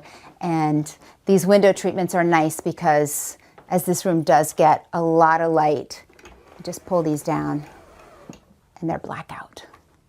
Other cool things are the lampshades were vintage fabric that I found in one of the flea markets in Paris, and I basically had the drums wrapped in this linen fabric, and I think the colors just work perfectly in here.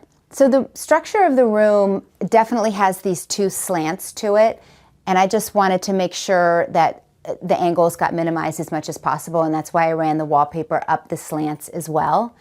It sort of just de-emphasizes all the weird nooks and crannies in this room. This burlwood chest was inherited from my husband's side of the family, and it's just a very sort of handsome piece that I can see him taking with him, and it just offers great storage. And then of course there's the mirror above it. Another cool feature is this whalebone that we found washed up on the beach on Nantucket, and we dried it out for many, many, many years and mounted it on this wall. And it's just a nice reminder of so many summer-filled days on the beach. I wanted a neutral rug in here, and this sort of gray color really just grounded the room, and it's wall to wall because the floors underneath were in terrible shape. So it covers all the imperfections and adds a nice layer of warmth and texture. So designing for a boy versus a girl is very different. I think, at least it was so in our family. I think my daughter had much stronger opinions on what she liked and what she didn't like, and my son didn't really care and sort of was just happy with whatever I came up with, and I think he was very pleased. I mean, obviously he loves the colors, and those I got approved from him. But no, he was very happy with his room, and he's looking forward to coming home and being here. There have been a few oops in some of the spaces that I've designed, one of which comes to mind, the stairwell going up to my third floor. I decided to do a very large scale chevron stripe, and it did not look good. Did not work, and the stripes were totally off kilter. And so that quickly got painted over again. Honestly, I can't come up with one thing that I would change about this home. We've really curated it to be such a reflection of our family and our lives, and it's just been so fine-tuned to adapt to our lifestyle that I'd be hard-pressed to change anything.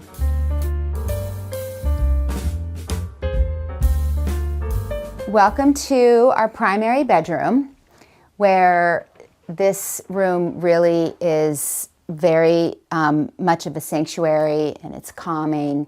After a busy day, it's definitely nice to come here.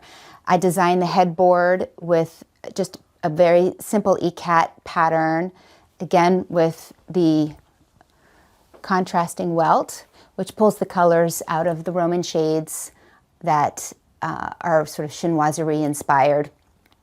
The built-ins took up the space over by this alcove, which was another awkward angle. We weren't quite sure what to do with it. Originally, the bed was here, and that didn't seem to work. So I created these extra deep storage with a lacquered blue finish, and then of course, really gorgeous hardware, which really is the jewelry that stands out in this room. The other element in this space is basically the entire room is swathed in this very textured grass cloth like wallpaper. It's actually not grass cloth, it's paper, but it feels like grass cloth or looks like grass cloth. And I think it adds a lot of coziness and serenity to the space. I think when designing a bedroom, avoiding really bright colors, things that are not necessarily soothing, doesn't seem to fit with wanting to kind of relax and settle in. So I would avoid bright colors and gravitate more towards lighter colors. So welcome to our now guest room. It used to be my oldest daughter's bedroom, but when she graduated from college and moved out, I reimagined this as a fun place to sleep with a little bit of a circus theme. Come on in. So I love a stripe, and there's plenty of it here. The entire ceiling and walls are all covered in this blue and white stripe, and I added an orange tape basically around all the perimeters and angles to kind of define the walls a little bit. The custom twin headboards actually, when slid together, create a king bed, so that's nice when couples want to sleep next to each other. The ECAT Roman shades are another nod to sort of coastal global living, and this room is just very bright and open and quiet and sort of is up high enough you kind of feel like you're in the trees sleeping up here. So ECAT fabric was originally made on the island of Mallorca off the coast of Spain. And since then, I mean, there's many iterations of ECAT fabric, and it's one of my favorite patterns. And this is a typical example of an ECAT fabric. This one is made by Schumacher. And it's just beautiful. It has the blues, it has, again, the chartreuse and the greens, those colors that I gravitate towards.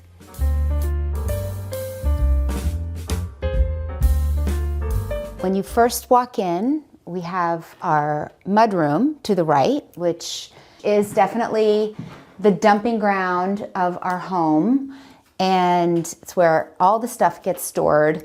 We really loved the stained glass window that was original to the home, so we kept that. And you can see I installed this Pierre Frey arty wallpaper that is actually vinyl, so it can take a beating, and painted the trim one of the blues that's in the paper. This is an antique Swedish settee that I inherited from my grandmother that was painted that same blue and upholstered in a sweet gingham with a fuchsia pipe. The light fixture is the iconic artichoke from Visual Comfort.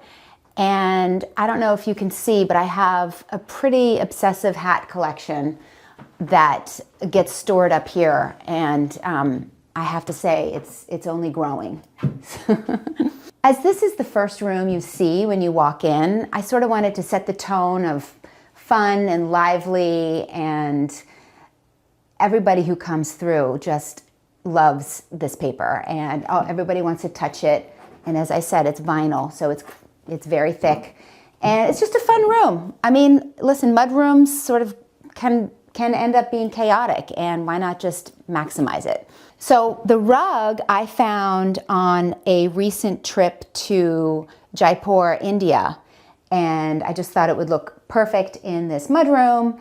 It's got a great fun pattern to it and can be rolled up and washed if necessary. So because I do so much traveling and grew up traveling, I designed some packing cubes called jet sets that really take packing to a new level. They are basically, when we were in Mallorca, Spain, which is where they produce the beautiful ECAT fabric, I purchased a bunch of fabric and I made these packing cubes, and it's 3 to a set, and they have the signature stripe inside, the pipe, and they're really efficient. They pack a lot, and they come in a bunch of different colorways. And then when I was in India, I did a similar collection called the Jaipur collection. So check it out on my website. So join me on my porch, where I spend a lot of time, especially in the summer months, enjoying the breeze, the traffic. This porch was always here, but the original structure actually had a very tall wall, like a half wall here.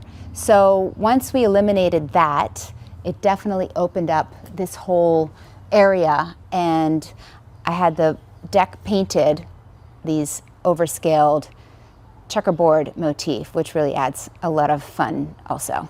So spending my high school years on the Eastern Shore of Maryland gave me a little bit of a southern mentality. And if you look up, it's the ceiling on this porch is painted, it's called Hague blue, and it's known to ward off evil spirits.